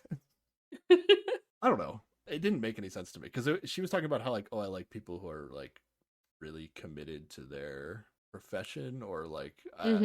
Well, he had said the only things he cares about are work and his girlfriend. Like that's at least how he presented himself to her. Oh, I guess it's like with a pro athlete. Like it. I mean, it takes a lot of effort to be a pro athlete. So I guess like maybe I shouldn't dismiss it, but also being a pro athlete is just kind of like you discover that you're really really good at it, and then you just keep doing it until you can't anymore. Like, whereas like I don't know, you decided to like build a company from the ground up. Like the way she described being a basketball player and why she liked him being a basketball player were like seemed like a description for somebody who like built an empire. Like, you know, like yeah. I don't know, it seemed like a little much for somebody that just became a basketball player because they were really good at basketball. Maybe he let her in on his secret of, well, I'm really gonna hype up my YouTube channel by being ridiculous on this show, and then my career is gonna be great even after sports ball. But they had to cut that out. Yeah, does his career gonna get tanked from this show? I mean, I would think it would be something to worry about. You would at least hope his dating career would get tanked from this show, right? I would hope so, but the evidence shown to me through this show says nope. Well, I think like he might have had success if he never went on the show. I was wondering about this. Like, and maybe this is what episode 11 might be a little bit of, but in the past we've gotten like YouTube videos of like last season they had YouTube videos like one of all the men watching like at least highlights of the season and one of all the women watching highlights of the season. I assume that if we get that again, like even the women that like Guan He when they were on the show are going to be talking about how much they hated him watching the show, right? Yeah. That's what I would assume.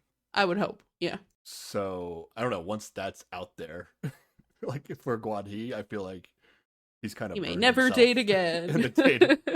I mean, there's always somebody, but yeah. Yeah. Seems highly unlikely, but it might not help his case. Yeah. All right. Time for the announcement. Anything else you want to say? No. All right. K-Song is less confident after talking to Minji. She's like, "Oh, they might have had a connection." Yeah. All right. Today we will have a women's game with a ticket to paradise on the line. Please gather in the forest. I don't remember them saying gather in the forest last time. Maybe they did. Yeah, we are back to the same place the women had their game last time. Yeah, another ring of sandbags on the ground. Yeah, this time it is a chicken fight instead of a snatch a hat and tail situation. Yeah, chicken fight they did on the beach in season 2, right? Yeah, I believe so. I believe the same game. Apparently this is like an elementary school game or something. Isn't that what they said last season? I think so, yeah. But basically you hold one of your legs and like try to knock the other person over. Like pretzel style in front of your other leg. And then you just hopping around trying to knock them over, right? Okay. Yep. Some people, I think, broke the rules, but I don't think it affected anyone. Yeah, this is the same thing. It's tournament style with a triple threat match. So it's not a free for all chicken fight. It's not a chicken fight pit. Right. It could have been a chicken fight pit. That's true. Why didn't they do a chicken fight pit? I guess they don't want the women getting hurt. And who cares if the guys get hurt? Maybe they actually were like, okay, the guys got too scratched up. It was too much. I don't know. I'm actually shocked that the fight pit's not on this season. Yeah, I am surprised. I thought that was a staple of the show. As far as I know, it is enjoyed and is like was basically like maybe the climax of the season for most viewers. Yeah, I don't know. That's what it sounded like. Weird. Okay. Yeah. This is weird. Why are the guys teasing Hajong here? Like they're being like, oh Hajong, like you should just quit now. Like you have no chance in this chicken fight game. Yeah, I don't know. Was she like last in the last game they had against each other? I didn't think so. So she went against Hye-sung. I mean, she tied for last, but like she went against Hye-sung. She looked like she was kind of gonna be a pushover, and like Hye-sung took her hat in like like half a second. But then after she got her hat taken quickly, she she was all real intense. That's right. Yeah, she went like full berserk mode and actually like tried to like do some like leg sweeps and ultimately lost because like she had too much of a disadvantage from getting quick attacked in the beginning. But yeah, I think the person that's impressed me the most in these two games is actually Ha-jung, because like what I do like about these games, as dumb as they are, is like you kind of get a sense of somebody's like competitiveness, at least within a physical like a physical competition, which to me means something. It probably doesn't matter to some people, but again, I go back and forth with liking Ha-jung. There's things I like about Ha-jung, there's things I don't like about her. I kind of liked Ha-jung after seeing her go through 2 physical games here. yeah. I don't know why they're joking. I just think Ha-jung is like friends with all the guys, so they're like just teasing her. I don't know if she's like one of the guys, but she's like, yeah, they're just, you know, if you're a spectator in this, you got to make some kind of comments, and she's just the one there's the one that she's most friendly with. Yeah, they can get away with teasing her, I guess. All right, let's just do these matches real fast. Hye-sung versus Gyuri is the first match. Yeah, they just kind of stare at each other for a while. This game is dumb because moving is riskier than not moving. Yeah, like you're better off just standing there. So yeah, maybe we come up with something better for the women to do. We need the women's fight pit. That's what we need, right? They'll never do it. They're not brave enough. I want to see it at least once. Come on. Yeah. But yeah, eventually Gyuri moves in first, and then Hye-sung like just kicks her ass and knocks her over. Yeah, I wrote like, does Gyuri even want to go to Paradise? Like in the last episode, she's talked about how she doesn't want to go. Was that like only in the context of Minwoo? I thought it was only in the context of Minwoo. I guess if she wins, like she can pick Minwoo, and maybe that's what she wants again, like pick him again. Yeah. But I don't know. I got the vibe last time that she was also just kind of like fed up with going to Paradise in general. Maybe. Like she's sick of these one-on-ones with guys she's not that interested in. Yeah. Maybe she's just ready to go home. Yeah, she might be.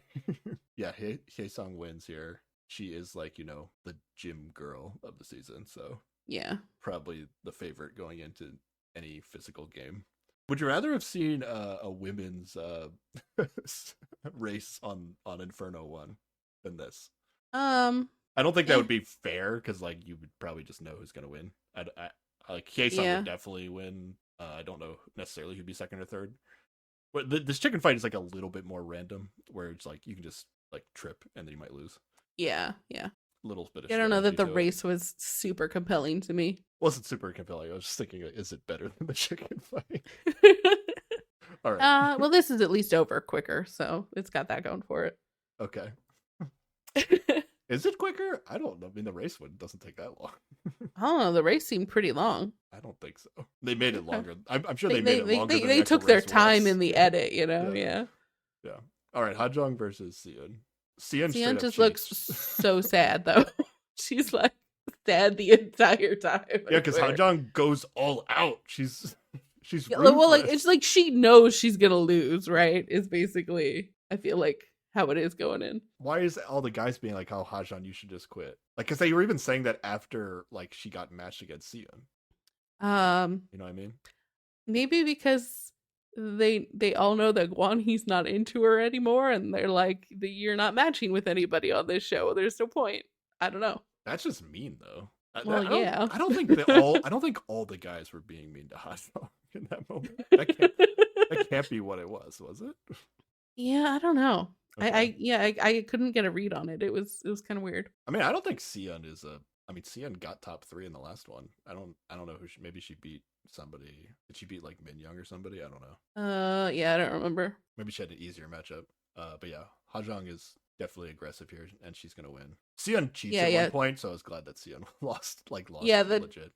She like lets go. She let go of her leg and then like was using her hands. And I actually I think if they slowed it down, I want to say... Yeah, they like both stepped down at almost the same time, and it might have been Ha-jung stepped down first, but like Seon should have been disqualified for letting go of her leg. She should have been out the moment she let go of her leg, because they even said that in the rules. They didn't go to like the instant replay like they did last season, where like both guys got tossed out, but like technically, one hit first. Yeah, Dongju was like inside of the. I don't know. I forget what the terminology was, but it was something goofy. Yeah.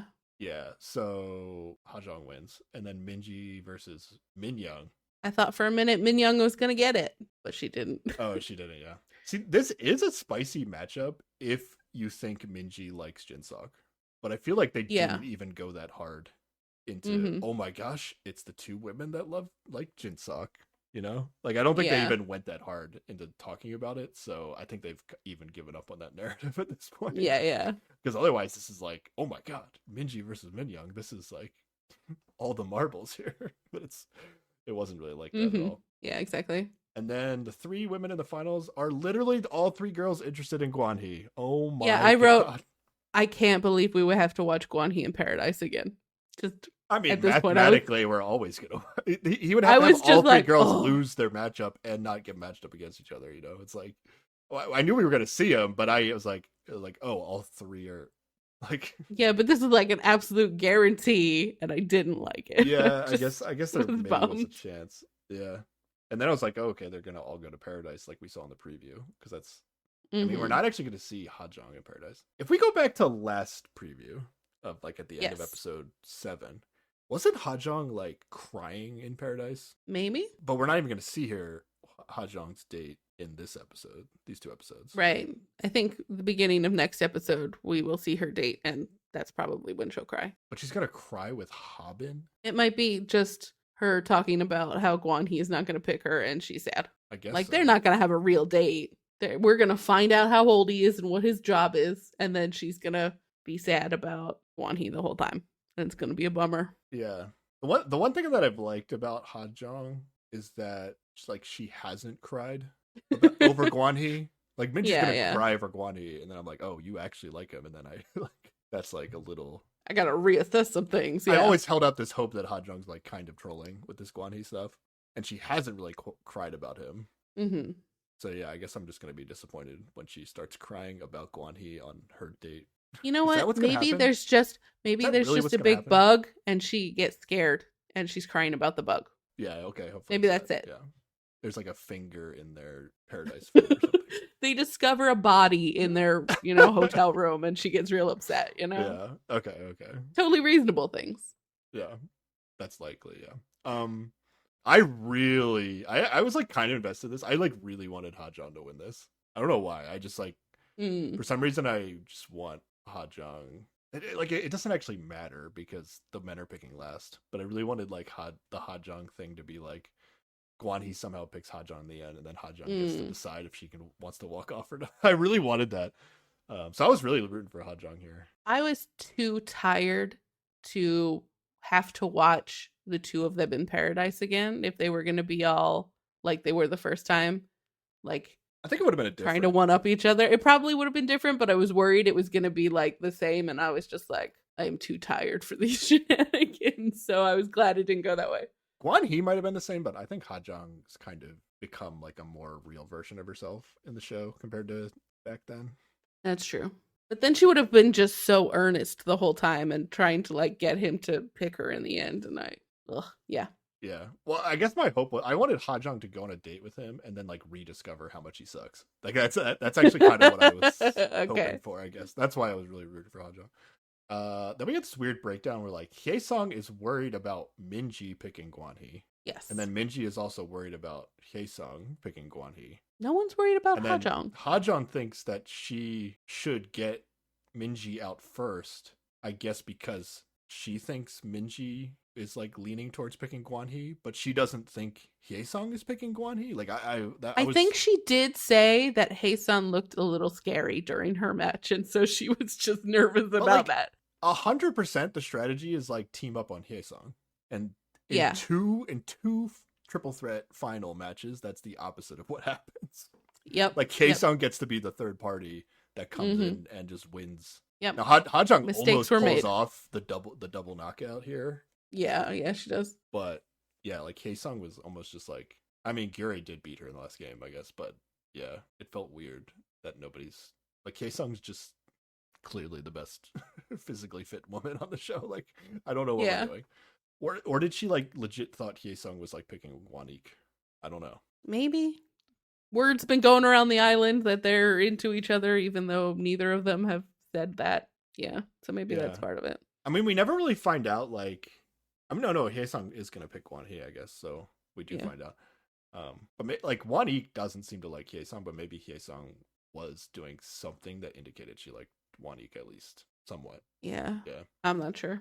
All right. Oh, yeah, the end. This episode... Yeah, this cliffhanger was decent. Oh, yeah, like right in the middle of the fight. Yeah, like, I think all the episodes tend to have a good cliffhanger. I mean, if you're watching them, like, week to week, the cliffhanger of, like, the first episode that comes out that week isn't as important. Mm-hmm. But, like, if somebody were to, like, wait till the whole season's out, and then they're just watching this episode to episode, this would be a good enough cliffhanger that you'd probably want to watch and see which woman's going to win. Right, yeah. Basically, Ha-jung and Minji, like, go at each other, and then, like, that's the end of the episode, right? Something like that. Yeah. Okay. All right, yada yada, right? Yeah. Minji's out first. This is where I liked Ha-jung. Ha-jung like aggressively takes out Minji, gives her like a knee to the gut. I was like, okay, Ha-jung's going all out. I like this. Mm-hmm. I like this girl. And then, like, if anything, Ha-jung like overextended herself when she went after Haesun, and that's kind of like how she ended up getting out, you know, because she was going pretty aggressively. Yeah, Haesun was able to like sidestep, but she was able to like reset fast enough to like get a good one-on-one matchup. Like you would think like, I don't know why, like how Haesung wasn't able to get in there fast enough and just like domino knock both of them over because they were fighting each other, but somehow that didn't happen. Yeah, Haesung wins. So we're gonna get Haesung gets first pick, Ha-jung gets second pick, and Minji gets third pick. Minji is immediately crying because she is so upset she won't get to go with Wan-hee. I couldn't 100% tell if the crying was 100% related to Wan-hee or partially maybe the knee to the gut that she got, or okay, yeah, that's like, fair. It could be like a number of things like all together leading to a little bit of crying. I'm not sure. But this is not the only crying she does this episode, and does she cry? Okay, the rest of it is related to Wan-hee, so I just tied it all together. It is Wan-hee then, okay. So that's the setup. We're gonna have some conversations leading to the women's selections. All right, the guys have a chat. This is where Wan-hee says his date with Haesun. He's not really into Haesun, because a bunch of them are like, oh yeah, she'll pick Wan-hee. That's of course what will happen. I feel like my translation was like, yeah, my date with Haesun wasn't very exciting. It was like very. Yeah, he like described it as comfortable but not exciting. Yeah. So.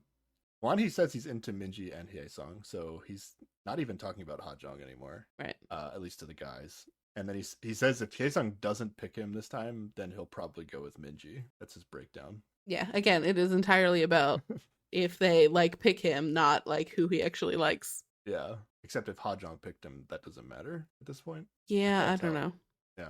Yeah, the hosts are still talking about in this segment. I don't know what they said, but I wrote down the hosts are dunking on Wan-hee. Yeah, they still don't like him. All right. And then the girls are chatting.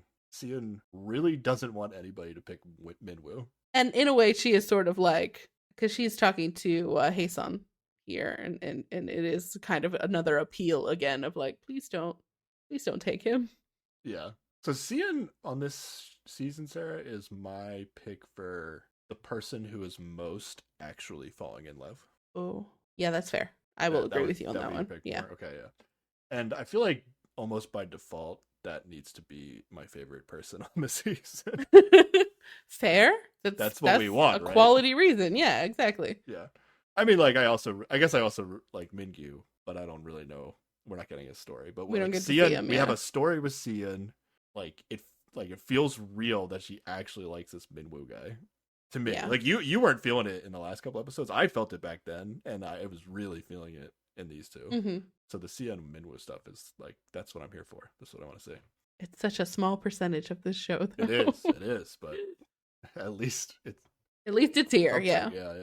Yeah, we do get a talk between Minwoo and Seon here. My entire notes are just Seon seems so happy, smiley face. But I did that like 10 times throughout this conversation. Yeah, they're just chatting about how, Their timing has not been good, but they both want to stay on Inferno and just spend time together, and she's a giggly, blushy mess the whole time. I think they even pinky promise to like stay on Inferno and talk as though they have any control over that, but it's cute. And yeah, they're just real direct about how they're feeling things. Yeah. Yeah, Minwoo says he hopes to stay in Inferno so he can talk with her more. Anytime Minwoo says something in this conversation, she's like so happy. It was so cute. So cute to watch. Yeah. This. Ooh, there's some point where he says there was someone else he wanted to talk to, but after this conversation, he's like, I'm not going to talk to them. Like, he tells her that directly. It's so cute. There is one person I wanted to talk to, but after talking to you, I've decided not to. Oh, let's go. And then he follows it up with, I just kept falling for you more and more. So cute. So nice. I'm completely done now. I'm done thinking it over. That's it. See, this is the way you do it. You don't go, well, maybe I'll make up my mind. I don't. Well, I'm not talking about next episode yet. I don't know what happens there. What is happening in the preview? Like, what? I'm actually so invested because that preview is crazy. It's just a big bug that they all get startled by, and everything's fine. Yeah, and then that's gonna be my explanation for everything like, now. Minwoo, the way you dealt with that bug was such a Guan-hee move. Yeah. Mm-hmm. Okay. Well, what is happening? And Shion is so scared by the bug that she cries a lot, and then it's fine. These two leave paradise together at the end, and it's cute, and everyone rejoices. Yeah. Okay. I'm gonna believe that until proven otherwise. I'm so curious what's happening here. All right. Yeah. He says, I'm just gonna say all the things I wrote down.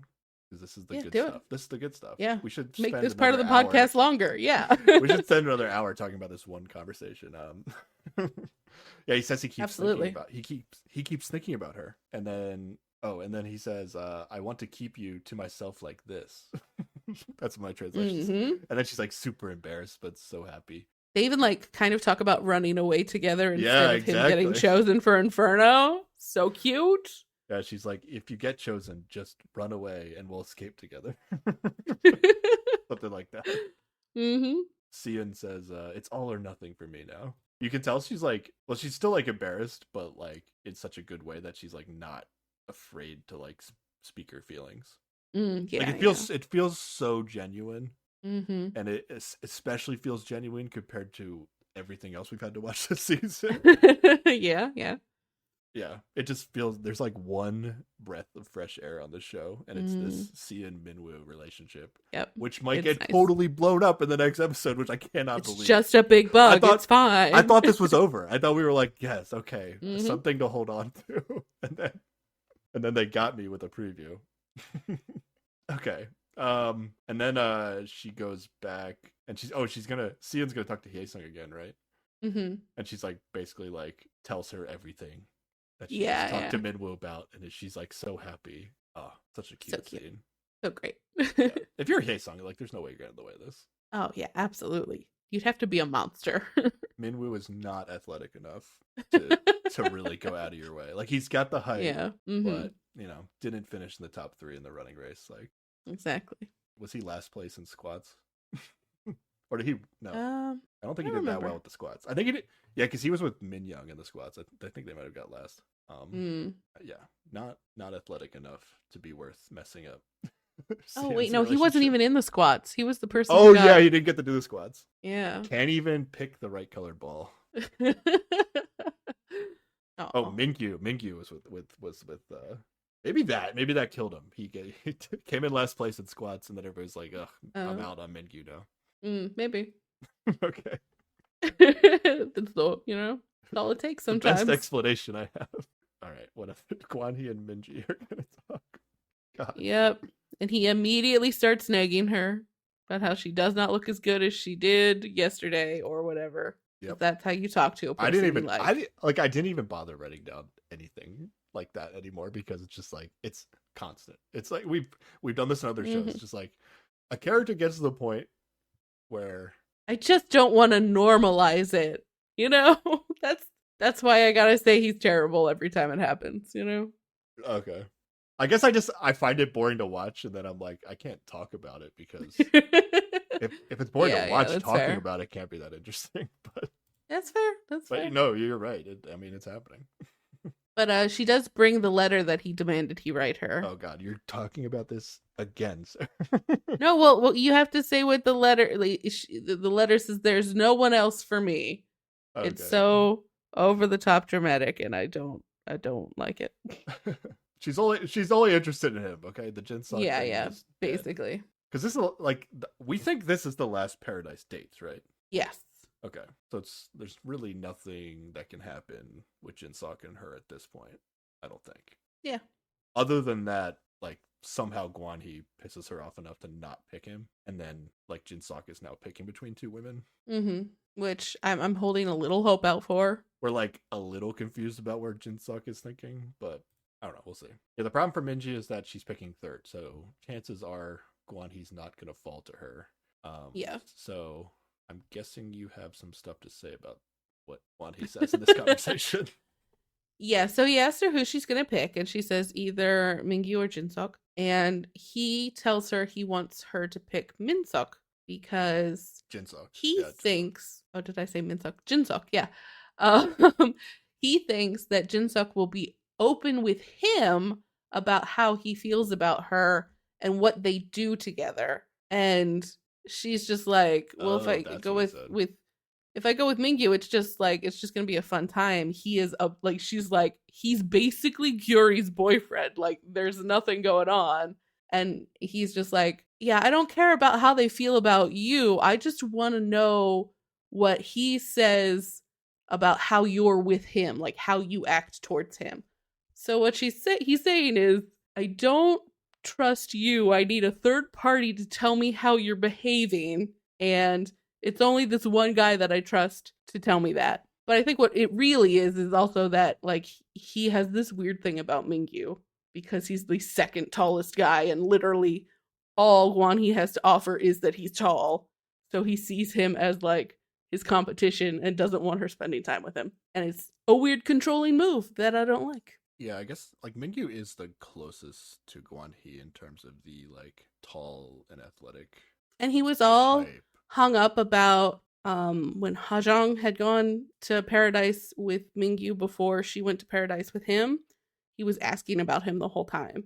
And like, oh, I've heard he's taller than me. And just like, he kept like obsessing over it. And then he like wanted her to choose between the two of them at one point, and she just waited too long and he got real pissed off. Like, it's just a continuing thing where he's weird about Mingyu. Which, I mean, fair. Mingyu is obviously the better choice than he is. But that doesn't mean you get to go around telling people who they get to date. Yeah. Okay. This is another thing where, like, again, I'm a little checked out whenever Guanhee's talking, so I didn't... Fair. I definitely didn't understand what he was getting at here. But I'll take your word for that's what he meant by everything he said. I think that adds up. My take on it, and it was a little bit of just me being lazy here, but it felt to me like he wanted her to pick Jinsok because that was more dramatic for the TV show. That might also be true. And he was like, yeah, if you pick Jinsok, it'll help me be the main character. But if you pick Mingyu, that's not interesting enough. But it probably makes more sense that he's threatened by Mingyu. I don't know. Like, it doesn't make sense that he's really that threatened by Mingyu. At least from the edit we're seeing. It might also just be a control thing. Like, he wants to see that she'll do what he says he tells her to do. Yeah, that could be. But why wouldn't he say... Like, when I was watching it, it almost seemed like the opposite, which is why I was like, oh, he actually just wants whatever pick is some more drama, because you would think he would want her... But, well, it's partially because we've been told this story that, like, Jinsok Minji might be a thing. But, right, like, you would think, based on what we're seeing, that he would want her to pick Mingyu and go have, like, a friend date, because her and Jinsok might actually have a thing. But then he's telling her to do the opposite of that, which made me feel like, oh, he wants there to be an extra layer of spiciness to the TV show, and that's why he's doing it. I think what you're saying makes a lot of sense. But that, too, yeah, what he like vocalizes about it, which again, I tend not to believe the words that come out of his mouth, but for him, it's all about he has a better relationship with Jinsuk, so he knows he'll be able to get the details about what happens on this date. Yeah. Rather than with Mingyu. Yeah, I think your assessment makes a lot of sense because it just lines up with everything. Mm-hmm. It comes down to like, okay, do you think Guan He is this like a real Guan He moment? Like this, like because we were saying like the stuff about like hanging out with women of the like people of the opposite sex and drinking or whatever. That felt like real because it's like why would you be saying it if it wasn't how you actually felt? Yeah. And then is this also like this is actually Guan He? Yeah, this feels like he feels threatened by one of these guys more than the other one, and so. So do you think this whole thing that's going to happen with the helicopter is like not him being over dramatic for the TV show? Like this is actually how he would behave? Yeah, I do think this is how he'd behave. Yeah. Okay. It has the side benefit of being dramatic for the TV show, but I think he would be this asshole in real life too. Okay.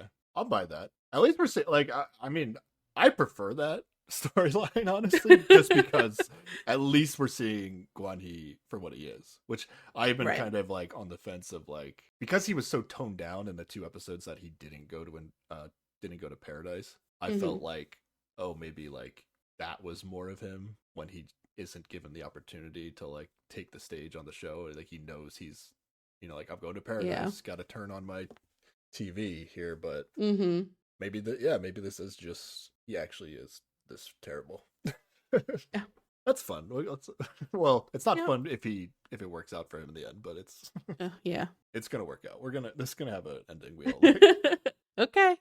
Do people watch season 4 of the show? Like, you gotta have faith that the editors and the producers know what they're doing. Well, here's the question: like, we all, I think, agree that we don't like Guan He. Are people having fun hating Guan He? Because if that's true, then people watch season 4. But if people are having trouble getting through it and watching him, that's where it's questionable. Yeah, I mean the people that are listening to us probably are listening to us because, or they're more likely listening to us because they like what we're saying. So maybe our commenters aren't the best representation, but the few comments we have is like people saying like, yeah, I hate that they're spending all their time on Guan He and I wish they spent more time on other people. So that's an indication that, you prefer Guan He not to be on the show. Yeah. But the broader audience might enjoy hate watching for Guan He. That might be a thing.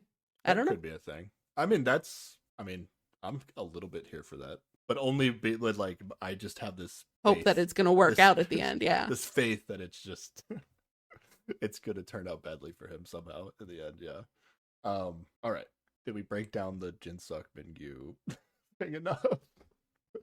Oh, there's a hot tub ban as well. Or she didn't want him going in the hot tub or doing. She said like doing things with the girls like. Oh right. What do they list? Like there's a hot tub ban. Probably sleeping in the same room was a ban, which might be an indication that maybe he's gonna break his own rule. Maybe that's the intrigue that I didn't. Just to get back at her for picking who he told her not to pick. Yeah. I mean, it's not like he agreed to any of these terms that Minji put out, though. That's why it wasn't as dramatic to me. But still, it's like somebody who you theoretically are interested in going, these things would make me uncomfortable if you did this with someone else. If you're really into them, you would be more inclined to respect that. Well, I would think. That's not what you said when Guan He was laying out the things that he's uncomfortable with. Well, I think the things he's uncomfortable with are unreasonable and come from a place of not thinking women are real people and wanting to be controlling. Whereas I think it's entirely reasonable for you to not want the person that you're theoretically starting something up with to be in a hot tub with somebody else. Now you are on a dating show, so yeah, of course, whatever. But that's just where your line is, Sarah, I guess. I just think it's a more reasonable line than you can never have male friends for the rest of your life. It's just a little different. It's not okay to want your partner to not be friends with the opposite sex, but having a hot tub ban, that's fine. A one-on-one hot tub situation seems like a reasonable, like... You can't... There's no one-on-one plutonic hot tub situation. You don't think that exists? I mean, I guess it does, but then you have to sing the song about 2 guys in a hot tub sitting 4 feet away because they're not gay or whatever that meme was. That's the only way it works. I have no idea what we're talking about, but... We're going to have to cut that out. Nobody's going to get this reference. Okay.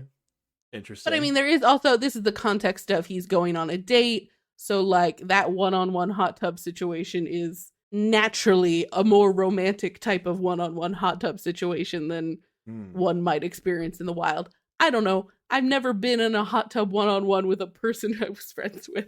I've never been in a hot tub with a person. How about that? So I don't know all the rules, but it feels... Have you been in a hot tub with not a person? Yeah, okay, I worded this weirdly. I've never been in a hot tub. So, I'm not familiar with the rules, but it feels reasonable enough to be like, to say, I would be uncomfortable if you on this date with this other person ended up in a hot tub with them. I guess I've never been in a one-on-one hot tub situation. It's usually like a group thing. That's interesting. I guess hot tubs are like universally romantic in a one-on-one situation. I don't know. I never really thought about this. What else besides a hot tub is banned, Sarah, in this? What other situation? I mean, in this specific scenario, I think, you probably shouldn't sleep in the same bed as the person you're dating. If same bed or same person room? doesn't same bed, same bed, okay. Same room is like whatever. Like I don't know. I feel like they're just big entryways from the bedroom to the living room in this place, so it's not even a big barrier. What if it's a really big bed? Like it's the size of two beds, and there's only one bed in the room. No, that's weird. I don't know. You still can't sleep on opposite ends of the bed. It's still one bed. I don't know if there's an alternate place to sleep. What if it's a hot tub the size of a full swimming pool, and you're on the opposite ends of the swimming pool hot tub? Yeah, that's okay. Then that's okay. Then you just gotta shout at each other to talk. Yeah, sure. I don't know. People have their own limits. They get to figure these out. Like if the bed is like 20 feet wide. They don't make beds like that. I'm just saying, like we need. I mean, I just want to know. Like, okay, but then you have to build up. Then you got to build a pillow fort down the middle or something. Like I don't know. You got to ask Minji. These are her rules. I'm asking about your rules. I'm breaking down what your rules are, because the pillow divider. This conversation's not ending anytime soon. By the way, the pillow divider. The pillow divider would be like 10 feet away from where you'd be sleeping. So like, what's the point? Yeah, it's so you don't roll in your sleep all the way over there or something. I don't know. Okay. What other hypotheticals can I come up with right now? I don't know. It's up to you now. What other situations would be banned that is not unreasonable? That is not from Sarah's perspective. This is fascinating. I don't know. I mean, I feel like those are the only things that you do on these dates that are a little saucy. What if you get like a massage together? That's like a couple massage. A couple massage is you are laying on separate tables while other people touch you. Yeah. So like that's fine. Oh, that's fine. Okay. Yeah, you're not even like you can't even look at the person that you're on this date with. Okay. But it's like called a couples massage, so it's a little weird. That's true, but you're cool with that. The situation there are extra people in the room. No shenanigans are gonna happen unless things get real interesting. All right, let's think of more. This is good. I like this. This is a fun game. This could be the rest of the podcast now. All right. What other things are like a hot tub in? Yeah. Ooh, they can't feed each other. Obviously, that's always a big indicator on these dates. No. But I'm asking you, Sarah. Like, don't like. Would that be you? Like, okay, you can go out to dinner with. I mean, honestly, okay, one-on-one, but no feeding each other the food. That's the breakup. Like, honestly, for me, if I was on this show, I would be like, I'm not talking about whatever. On the show anymore. Not on this show. Oh well. I'm just talking about in general. If I am in a like monogamous relationship with someone, it would be don't go on dates with other people. Okay, but how's that different than what Guani was talking about? You think Guani was talking about like even hanging out in a group with other women or something? Is that what you thought? Yeah. Saying? Oh, okay. That's just like it does not have friends who are not dudes or women, depending on who you're in the relationship you're talking about. Okay, so you're not saying like you're totally cool with any one-on-one interaction between your partner and whatever sex they're interested in. I mean, this shit always breaks down with me because I'm bisexual. So like literally, if these rules apply, I can have no friends. It doesn't make sense. No, but if your partner was bisexual, yeah. Yeah, also same. Like, I don't know, go have friends, go do whatever. Be in a trusting relationship is key one. Like, yeah, but is it no one-on-ones? No, one-on-ones are fine. One-on-one dinners. Who gives a fuck? Dinner's fine. Just can't feed each other. You know what? I don't even care about that. That's just a thing that is like always comes up on these shows. Okay, but no sleeping in the same bed, even if it's 20 feet wide. I mean, honestly, like, if I trust my partner, I don't care. Step one is be in a relationship with a person you trust. I was just coming at this from a weird angle of this show and what you could tell Guan Hee not to do. Okay. Honestly, you want to go sit in a hot tub with your bestie? I don't give a fuck. Like, whatever. Okay. All right. Okay. That's I kept questioning you because it's I was just trying. I was sounding unreasonable. Okay, no, I was just trying to understand the difference between what Guan Hee said and what you were saying, but you were like not answering my question from the perspective. I was like asking your opinion, not like what would be reasonable if, as like I'm watching a person on the show. Okay. Yeah. I was doing a bit in the context of the show, not in the context of my life. You would not do what you would not give if you were on the show. You would not give somebody a hot tub ban, but you don't think it's like that unreasonable, is what you're saying, basically. Yeah, I wouldn't do it, but like, I mean, I don't know. I wouldn't do it. I wouldn't do it either. I mean, whatever. I don't think that I don't know how serious she is about this either. Like, it is in the context of she's flirting and using it as a way to be like, I like you so much. Don't do anything with anybody else because, you know, you're the only one for me. So like, I don't even know how serious to take her about that. I think if somebody's bothering to say it, they mean it to some degree. Right? Okay. There's so many different ways to say like, you're the only one for me on this show. Like I'm committed to you, that you don't have to do it that way. So I feel like if you're saying it like that, it's because you're she's like, yeah, I like you so much. It would hurt me if you got in the hot tub with another woman on the show. Yeah, and I mean, like, that's like fair enough ask if you're like on the same page with this other person and you're like expecting things to go forward, right? Like, you're just expressing like what would make you feel bad and hoping that they'll react in a way to preserve your feelings. Okay. So you're fine. Like, if Guan Hee feels how this conversation is going on so long. If Guan Hee feels like if he feels the way he feels about hanging out, like, I don't know, he expressed what he would not like somebody he's theoretically interested in. Well, the difference here is he is about to go on a date in a romantic context, whereas her just having friends who are male is not within a romantic context. Yeah, you just think like hot tub is not romantic. No, it's hot tub on a date in paradise is a romantic context. Okay. If he was going out for, you know, if they were in the real world and he was just meeting up with some college friends or whatever and ended up in a hot tub, I don't know. That's not something I'd care about, but I could see how other people might care about that. Okay, sorry. I'm enjoying this conversation way too much. Probably going on too long, but it's what it is. Yeah. I mean, Guan Hee is like forced into this date, right? Like I'm curious, like, if the show just ended after his date with Minji. Well, I guess this stuff, Minji having to pick somebody else. Oh no, it kind of seemed like he would have picked Minji, right? If like the show had ended. Yeah. And he ends up with a confessional at some point where he basically says that, like, he's ready to pick her, but then he knows like if Ha-jung picks him, then he will feel different feelings. Which makes it feel like he's really not picking Minji in the end. Yeah. Okay. All right, let's move past this.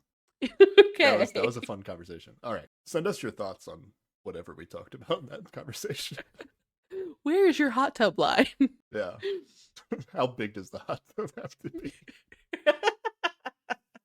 And how far apart would you have to be in that? Mm-hmm. I don't know.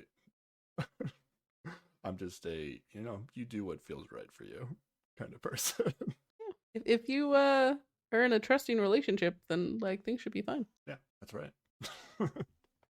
All right. Anyway, moving on. Ha-jung and Jin-suk. I was like, why are we seeing a conversation between Ha-jung and Jin-suk? I thought she was gonna like switch to like Jin-suk or something, and I was like, that's not what I want at this point, but okay. No, it's the classic Singles Inferno.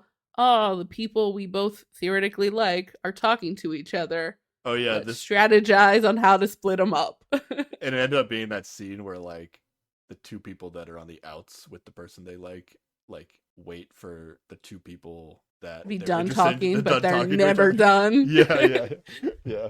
Have we gotten this moment on every season? I think we have. Definitely the last 2 seasons. I'm not sure if we got it in season 1. I guess we'll just have to go back and podcast about it maybe. All right. Yeah, so this is just like a friend conversation. Ha-jung is like trying to use Jin-seok to get like information about what the guys have been talking about. Jin-seok basically just refuses to answer everything she asks. Mm-hmm.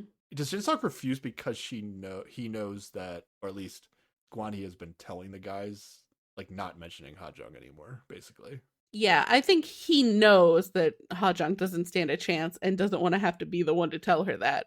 You think that's why he's doing it? It's not like he would actually care about saying if, I don't know, like if he knew that Kwan-hee was still interested in her, would he say that? You think he would? Maybe. Yeah. Okay. Yeah, and they're still trying. They still like kind of are keeping this Minji thing alive.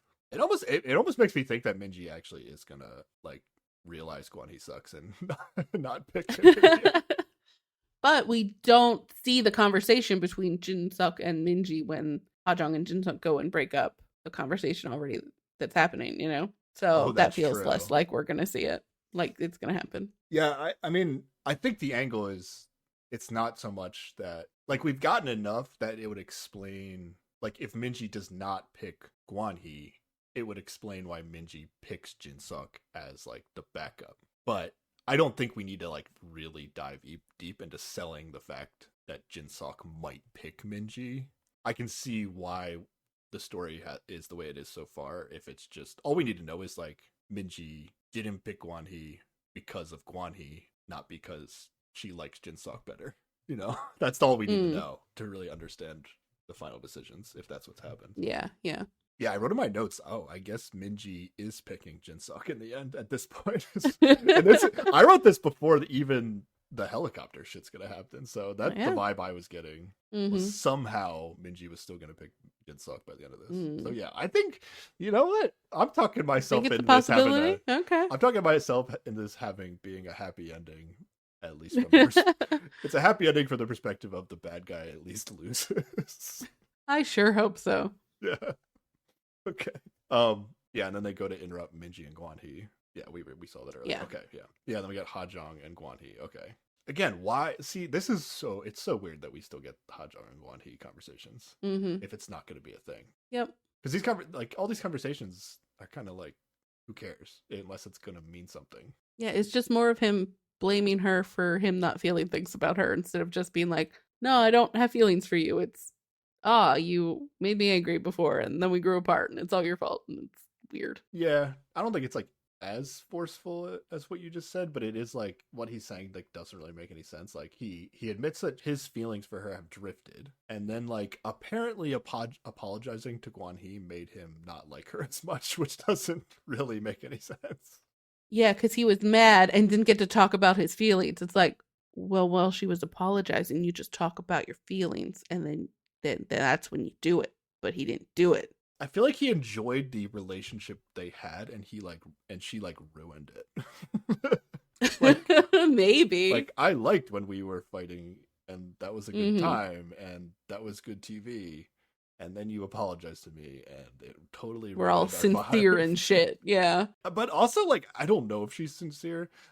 Like, I don't like fully fault Kwan-hee for being like, I don't know what this Ha-jung girl's doing. Like, I don't really get his explanation of like, and maybe he is just coming up with something to like blame her that doesn't. Yeah, I think that's doesn't even exactly make what sense he's doing. But like, I don't really blame him for kind of being like sketched out by Ha-jung, because that's how I felt about her in the beginning as well. Yeah, but then all he has to say is like, yeah, sorry, I'm not really interested in you anymore. You sketchy. I am not messing with you. I mean, you could just be like, sorry, no, my feelings are different now. I'm into only these other two girls. It's just not gonna happen. Sorry. That's it. Yeah. That's instead of it's your fault. I was angry. How dare you apologize? I guess I didn't mind it so much because Ha Jung did the same thing to Habin earlier in the season. So, you know. Okay. Whatever. A little karma right here for Ha Jung. She still makes it clear that she's only interested in him, though. So. Yep. And then Hye-sung and Gwan-hee are gonna talk. Another Gwan-hee conversation. Hey, wait. In between here, though, we did get to see Minwoo and Shion holding hands, walking on the beach. Was real cute. Let's take a moment to enjoy that happened. It was so good. Oh, I combined that and forgot it in my last notes. Yeah. Yeah, that shit was like, what's happening in this preview for the next episode? Like, we won. We did it. We got a relationship that feels good. Mm-hmm. What's happening? No way. This is gonna get ruined, right? It's got to just be preview editing. Yeah, there's just a big bug that made everyone cry. That's all. It's fine. Okay. All right, Hye-sung, Gwan-hee. Oh yeah, I guess Hye-sung is like kind of isolating herself in her room. Yeah, she is not doing the typical talk to everybody you might invite to paradise situation. Which is, it must be like she already knows who she's picking, so she's not really, and like Gwan-hee's talking to everybody else. So like she only wants to talk to Gwan-hee, probably. That's my best guess. So she just doesn't care enough. She's just chilling. Yeah. Because she's avoiding everybody because she knows who she's picking and she doesn't want to bother. Yeah. But it does seem like she feels the burden of like potentially taking someone else's pick. So that made me feel like maybe she wasn't 100% in on him. Yeah. Yeah, like she maybe at least felt like she wanted to pick somebody else, but ultimately there wasn't really another option for her. Yeah. And the only one that makes sense is Minwoo, right? That's like the only other person she might have been considering. Yeah, and at this point, there's no way she's doing that. Yeah, and then Gwan-hee does his usual bit here that the hosts are really getting fed up. They call him they call him the what if boy or something. Yep. Because Gwan-hee asked her if she wishes she didn't pick Gwan-hee before, like if you could go back in time, would you change what you did? Yeah. What was her response to that? No, she still would have chosen Gwan-hee. Is that what she said? Okay. She's like, yeah. Yeah, this is probably the best moment of the show where the hosts they're so fed up with him. They call him I can't watch coward. This conversation. They literally call him a coward. Yeah. Oh, mine said, yeah, the younger woman host said he's a manipulative coward. Ooh, even better. That is accurate as fuck. Yeah, that is by far the harshest thing anybody has ever said about a contestant on these shows. Yeah. So I think this guy, they're setting this guy up for karma. It has to be. It has to be. Yeah. It has to be. It's going to be good. It's going to be good, everybody. Stick around, okay? You gotta believe in it. We have to. Yeah, okay. All right, time for picks. Let's go. Yeah. I had a thought here. Should the show have just called an audible and had all three women go on a date with Gwan-hee to paradise? Like what they did with Minji, when Minji joined, like, Gwan-hee and three women. I mean, like, do we want to watch that? No, but would that have maybe created the most intrigue into what seems inevitable for the Gwan-hee decision? I just wonder what form of asshole he would take. How he would. I know, it'd be actually kind of fascinating to see what he does. Yeah, I wish that had happened. I just want to see what he would do. Like, he can kind of like when he gets to go on one-on-ones with all of them, he can kind of isolate them and do what he wants with them. But if they're all together, I don't know what he would do. Like if they made them like go to dinner, basically it would be like a group date on like The Bachelor, and it's like they go to dinner together, they all go swimming together, like they don't separate them like they did with like Jin-seok and Minwoo. Like they must make stay them together the whole time. Yeah, he would probably be how he was on Inferno on those 2 episodes from last podcast, where he is the mellow version of a actual human, and you kind of forget that he's awful for a little while. Yeah, I don't know. I think it could have been interesting because it also like wouldn't spoil anything, right? Either. Like, yeah, I don't know. I think that could have been good. Okay, so Hye-sung's gonna pick Gwan-hee. I wanted Gwan-hee to fall to Ha Jung. That's really what I was hoping for. So I had a big boo when I was watching Hye-sung pick Gwan-hee. Okay, fair. Oh, this though, they don't hold hands. Yeah.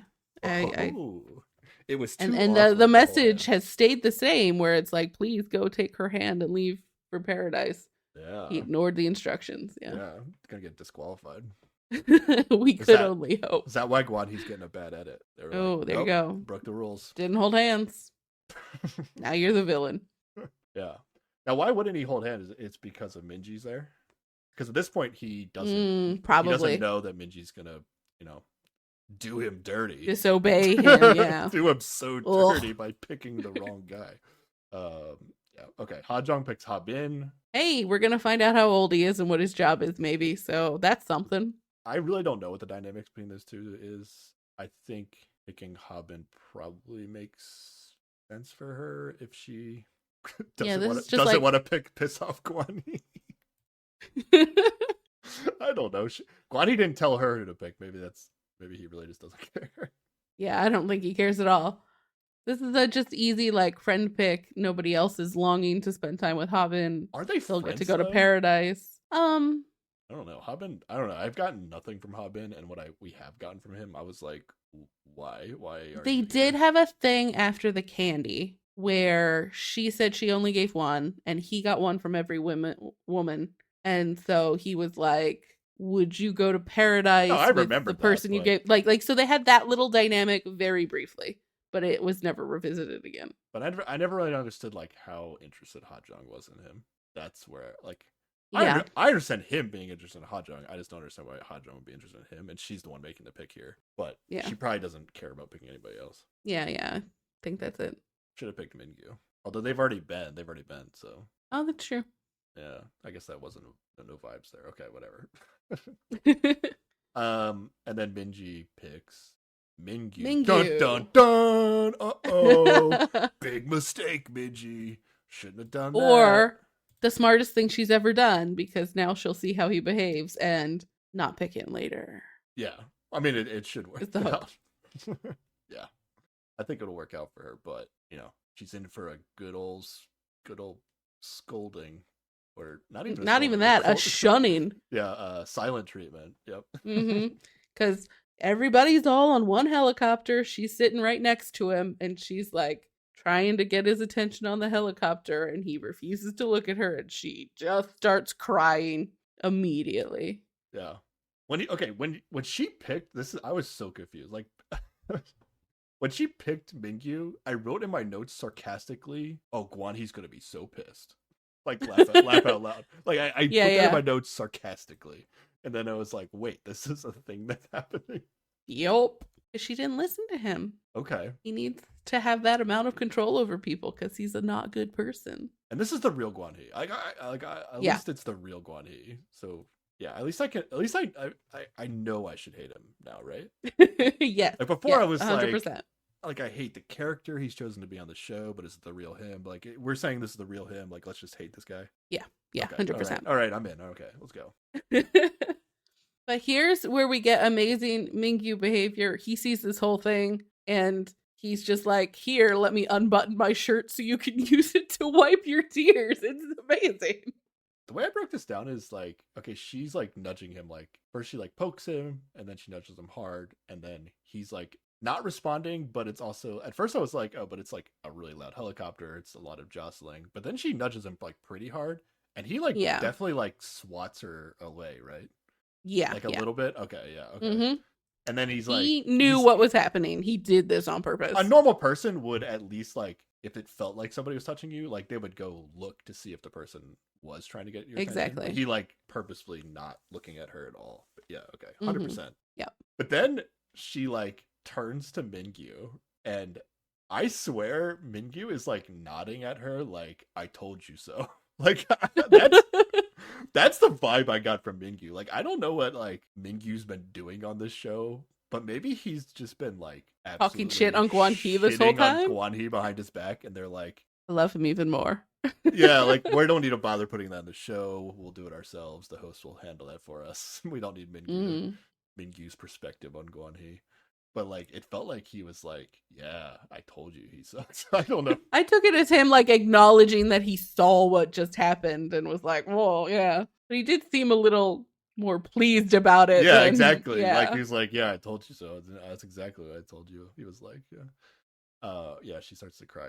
At first I wrote like, oh, she's just tearing up, and then I was like, oh no, she's really crying. Like really crying. She really cared. Again, like, is this a situation where you would just cry regardless of how intense you like the person? Like, because it's so mean that. But she has already cried over him today because she couldn't pick him because, like, when she lost. Oh, okay. Right. Okay.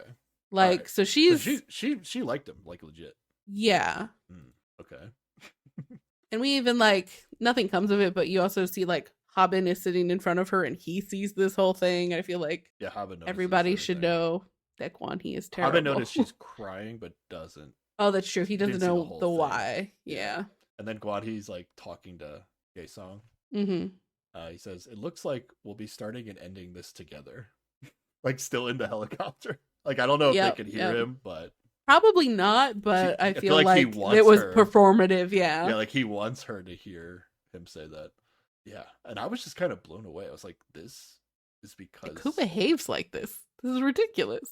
But I just, like, didn't even get the logic of it at the time. Like, I kind of get what you're saying, but it's like, she didn't pick Jinsok, and this is why you're upset. I don't know. It's weird. Yeah, he's not a good person. Yeah, it's got to be what you're saying, where it's like, it's actually a real moment, and this is how he behaves in this moment. That's not even a moment. Like, it's actually just nothing. Nothing has happened, and he's like, created this drama. She's already told him that he's the only one for her, and that if she were to pick Mingyu, it would just be a fun friend time. And yet, he still is pissy about it. Yeah.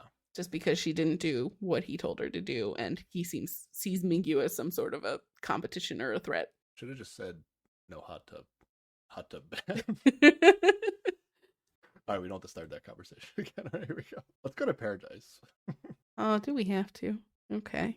We'll start with this date: Hajong and Haben. Yeah, we don't get that in this episode at all. Sorry. So that's not the episode at all. Are we gonna get Hajong and Haben in the next episode? I hope so, but I wouldn't be surprised if we didn't. Just like straight up, don't even show us anything from it. I mean, well, they have to at least tell us how old he is and what his job is. Nope, they have promised that. Haben doesn't deserve it. We never get to learn his age or occupation. He was that much of a dud on the show. We don't even need to know. Oh, maybe. But yeah. Okay. So let's do Mingyu Paradise. Yeah, let's do that one. Yeah, they talk about the helicopter incident. She's still really upset about it, and he's just like, I can't believe that man did that to you. That was so dumb. Yep, that's how I felt. And that's all of the date. That's it. Not all of it, because somehow Minji is still interested in Guan He. Well, yeah. And I think we need to talk. We just need to, this is a little bit of a dating advice podcast, secretly, right? Yeah. Remember, young bros out there. You want to give women the cold shoulder and act like they don't exist, and then they'll like you even more. No, false. It's proven fact. Everyone hates sorry. This I missed a step. Okay. First, you have to be like kind of nice to them. Did that ever happen? Yeah, he was like, "You don't look bad today."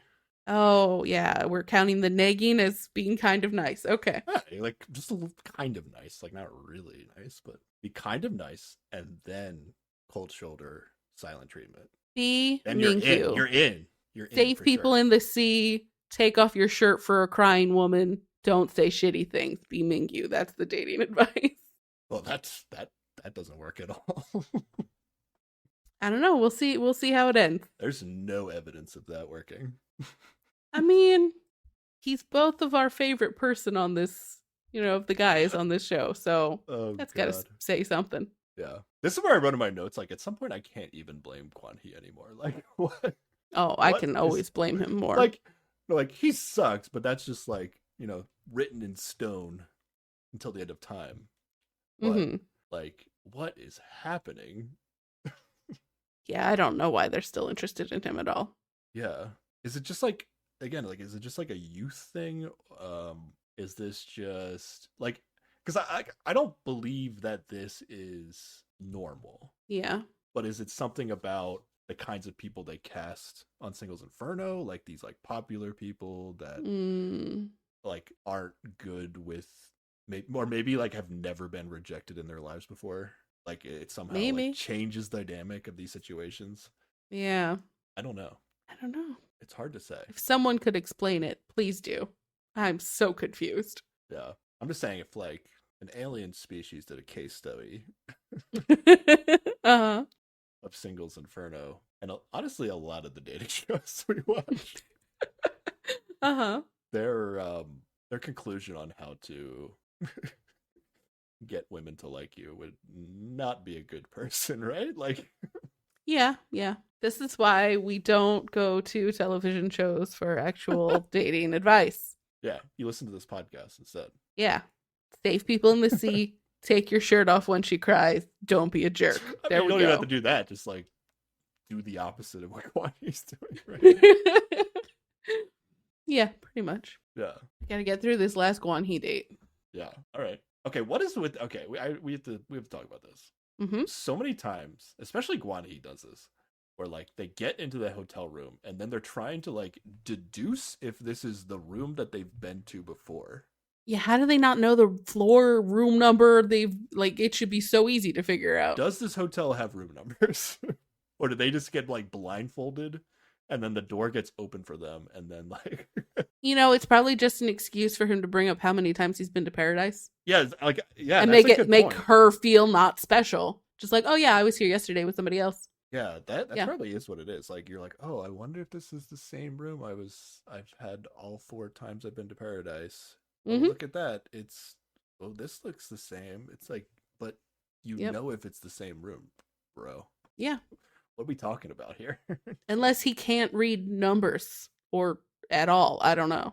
That's the only other option. You would think like after, like I get it, like, maybe you don't even know what floor you're on in a hotel. They all look the same, right? And maybe the first time you go, you don't remember what room number you are.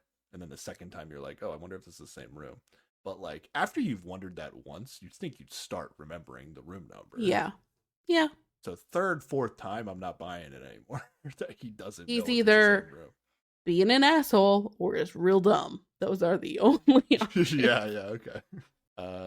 This is the point where like Guanhe's definitely talking like this is like, though this is the last chance to go to paradise, right? Like that's the vibe I'm definitely getting. And like they know that, which is interesting. Yeah. So that also makes it feel predetermined. Like they were told in advance at some point. That's true. Whatever is going to be last paradise date. Yeah, fair. But like I feel like we weren't told that unless it was said by the announcer person, and I just missed it. I don't even know that they mentioned how many days this was going to be. Like I feel we were real light on details this season. And maybe that's because we're just supposed to remember things from previous seasons, or I don't know. Yeah, I'm curious why he knows this. I feel like in the past the show told us it was the last paradise dates, but I don't know, maybe not. Yeah. I don't know. We're gonna get like confessionals from Guanhe where he's like really talking about the beautiful symmetry of like, I went with Haesung on the first one and now we circled back around and now we're back together at the end. Like he's really selling this story to production. Like like, look how great my story is with the person that I might choose in the end. Like, don't you want to make me the main character of the TV show? He is trying like he's so talking hard. about like the dumbest shit. Like he's in the same room that he was in with Minji yesterday, but he's talking about how the snacks are different and they're the same as the snacks were on his first date with Haesung. They gave us the same fruit and they even like oriented them in the same way. Like, isn't this so meaningful? And like, it's like fate. Like, it's like, what are we talking about, bro? I mean, don't you know that mango positioning is key to finding your soulmate? Like that's 100%. Like, I'm not buying that he believes this. Like, but no, not at all. I mean, we've watched these shows before where people like legit have these feelings about fate and whatever, and like I feel like he's just saying it because he knows it's potentially something that will get him more time on TV. Yeah, yes. Exactly. Yep. Like there's no way someone's talking about fruit orientation as a legitimate sign of like fate to why I should pick somebody to be my relationship partner. Come on. What are we doing here? All right.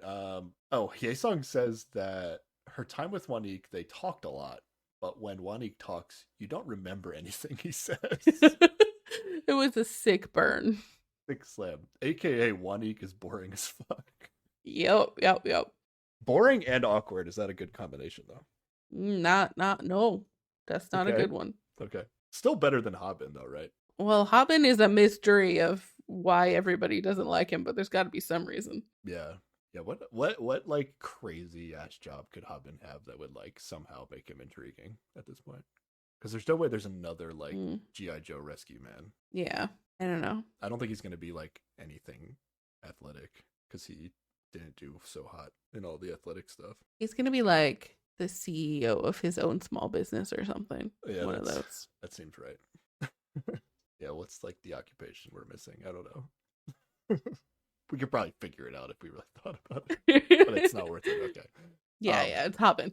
Guan-hee. Okay, here we go. I wrote this down for some reason. Guan-hee tells Hye-sung that he didn't want her to pick him this time. Yeah, that's a move. Jeez. But like the reasoning is because like he felt good about where he was with his decision, but he knew that if Hye-sung picked him, it would make him waver his decision. Is that that something that's supposed to? Yeah, that's what he's saying.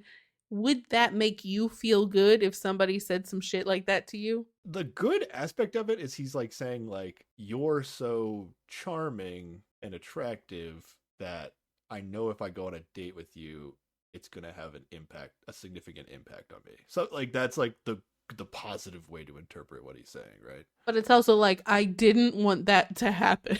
Yeah. Because I already made up my mind about someone else. Yeah, I don't really get the delivery of that information at all. Like, you just go on the date and then you wait until nighttime and then you say that their charm and attractiveness is really having an impact on you. Like, I don't know. Yeah. There's a different way to go about this. Like, it feels like a line that he knows will make the show. That's honestly what I feel. Yep. Like. Okay. Yeah. At this point, I wrote, they talk a lot, but I'm done. That's fair. He does the same thing where he asks about the other guy and blames her for why they're not close now or whatever. And it's just a bunch more of that bullshit. Yep. Yeah.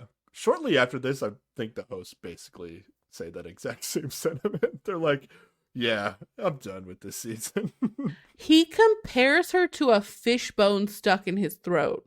Like, what more unfavorable sort of thing could you say to someone that's just like, that's not appealing at all? What, like, who comes up with this like, shit? You're like, it's like the equivalent of being like, you make me feel uncomfortable, and that's a good thing, right? I think it's you're an annoying thing that keeps being on my mind, even though I don't want you there. I mean, that's what uncomfortable means to me, but yeah, but everybody else, when they say uncomfortable, they mean I have butterflies. Things are exciting, you know. Whereas I think that's what he was trying to say, but yeah, it's not the best. I don't think you don't think that's what he was saying. That's exciting. No, that's you're really annoying, and I don't like that. I keep thinking about you. Okay. She's gonna pick him for sure, right? There's no way he has going anywhere else. I'm still not convinced on what Guan-hee's gonna do here. Guan-hee can be changed by one comment. Mm-hmm. After talking throughout this podcast, like I'm at least appreciating that Guan-hee is like somewhat of a real person. Like I still think he's like, he's saying some one-liners that I think are trying to get on TV, but I think overall his like behavior is the real him in terms of like how he's treating the women. I think it's just unfortunate. Yeah. Oh, they're gonna get in the hot tub too. This man starts with his robe on backwards. Oh, I did notice that. Yeah, I didn't think it was whatever, but whatever. I'm like, this is. I just wrote like, why does anyone find this man attractive? I don't get it. This is so confusing. I mean, I think you're nitpicking. It's like, who cares? If Mingyu had his robe on backwards, you wouldn't care, right? Well, yeah, because he has other things to offer. Oh, but it would actually it would still be a negative even if Mingyu did it. Well, it would depend on the context. If he just came out of nowhere, robe on backwards, it would be weird. If he was doing a joke or something, then I'm like, okay, sure. I think we missed the joke part of. We might have missed that, yeah. But without that, I'm just like, this is a weird situation that we're all in right now. I don't love it. Okay.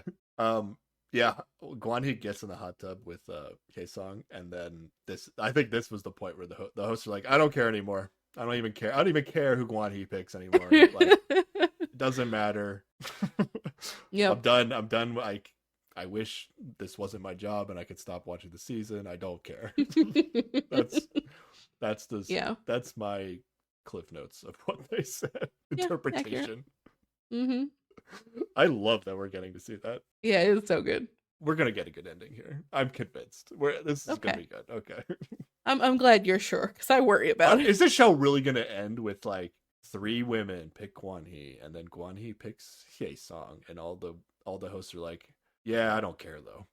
Like, who cares? Like, that can't be the end. Like, maybe the host will spin it in a way, I guess. That's the dark timeline where he picks somebody and they're like, actually, in retrospect, like, Guan-Hee and Hae-Song, they're pretty cute together. I'm glad we got to see them. Or they'll be like, he finally sorted his shit out and now could be a real human. Yay. No, it's gonna be better. It's gonna be good. It's gonna be good. Okay. In addition to Guan-Hee being like, oh, this is the last Paradise date, it also feels like he knows he's picking last. So I don't know. That's the vibe I get. Yeah. I feel like they know what's been going down. So I'm a little leaning towards like this stuff is a little predetermined. Okay. At least at some point in the season, they kind of let them know, like, all right, guys, you're picking last. I don't know. I wish we could talk to somebody with the inside knowledge and they would tell us all these things. Yeah, but we'll never know. I mean, we could. Should we call Nadine and see if she wants to talk to us? Oh, that's true. She's the only insider. She's the only person who speaks English that we know of. Yeah. All right. Somebody hook us up with Nadine. We'll do it. All right. So yeah, there's more of this date. I don't know. It's whatever. Oh, we gotta get to bedtime. That's true. Yet again, Guan-Hee has to be convinced to sleep in the same room as the girl he's on a date with. I don't understand what's happening. When they first walked in, she was like, oh, we have 2 beds. You can just sleep in here tonight. And he's like, okay. Like, from the very beginning of the date, he agrees to this. Yeah, but he said that before, and then he bails. Yeah. But then this time, when we see them, he's like already in one of the beds, but saying that he's gonna leave. But then he asks her if she wants to sleep in the same bed, and that's our cliffhanger. That's it. Dumbest cliffhanger ever. You know why? Okay, well, actually, while we were talking, I thought of the narrative way that he might actually sleep in the room. Mm-hmm. But to me, I think he's just, again, this feels like he's creating a TV moment, and he's also like kind of like challenging her to see what she says, because like she was pushing like, sleep in the same room as me, there's 2 beds, sleep in the same room, and he's like, for some reason is not giving into this for reasons that I don't understand. So then he tries to like one up her by being like, how about we sleep in the same bed, because I expect that you won't be comfortable with that. I think is what I think this is going to be, which is why I think it's a terrible cliffhanger. Now, when we were talking through the podcast, though, I realized like, oh, maybe to spite Minji, he might sleep in the same room. They're not going to sleep in the same bed, though. Like, that's not going to happen, right? Yeah, I don't think There's no way he goes from sleeping on the couch to same bed. Bed. At least I don't think so. I don't know. Maybe. I guess if he knows it's the last Paradise date, it would like. It will get him some spicy TV time. But it kind of ruins. I feel like it ruins your final pick unless he isn't afraid to switch his pick after sleeping in the same bed with her. Like, yeah, I don't think he's afraid of that. He has no qualms with whatever gets him TV time. My best guess is that he sleeps on the couch, because I think I'm sticking with my theory that he has somebody outside. A person outside, yeah. Yeah. That's not like official, but you know, none of the women on the show are doing it for him so much that he's wants to appear like he's in a relationship outside the show. Yeah. All right. What do you think's gonna happen? Do you think he's gonna sleep on the couch? Jackson's gonna be like, yeah, we can sleep in the same bed. Although, I mean, she said that in the first date, but that was when there was only one bed. That's so she true. She might think it's weird, like if there's 2 beds and now they're sleeping in the same bed. Maybe that's like a different level of intimacy. I think she'll call his bluff and then he'll end up on the couch. That feels right. Yeah, that feels right. Yeah. Okay. All right, and then the cliffhanger of the actual episode was terrible, but this preview though, my God, spicy. This might be the best preview in the history of Singles Inferno, honestly, because yeah, it's so drastically different than the vibes of like the entire season so far. It's like, wait, what? Yep. Is the show just going to turn into a completely different version of itself at the very end? At this point, I hope so. I mean, I guess that's what we want, right? It's like Guanhi's doing so well, and then crash and burn somehow. Yeah. I guess we do want a total like 180 flip of everything. I guess what bothers me the most is the Minwoo stuff, honestly. Like, what the hell is happening with Minwoo here? Yeah. So first we get Guanhi telling Minji that he found himself leaning towards her, and then we get a shot of her saying, "We're a couple the day we leave." Like, she seems to be all in on this. Okay, I didn't even write down that much detail. Oh, I wrote all this shit down. And then Guanhi is telling the boys that Minji is closer to his ideal type, but if he was considering marriage, he'd choose Haesun. Then we get this amazing shot of Haesun being like, just choose Minji. I don't even give a fuck because I want somebody who knows what they want, and you're very frustrating. And I'm like, this is the best. And then we get the crying Guanhi scene, which is what I've been waiting for all season. And then some weird shit happens with Minwoo, and everyone seems angry with him and is crying, and I don't know what's happening.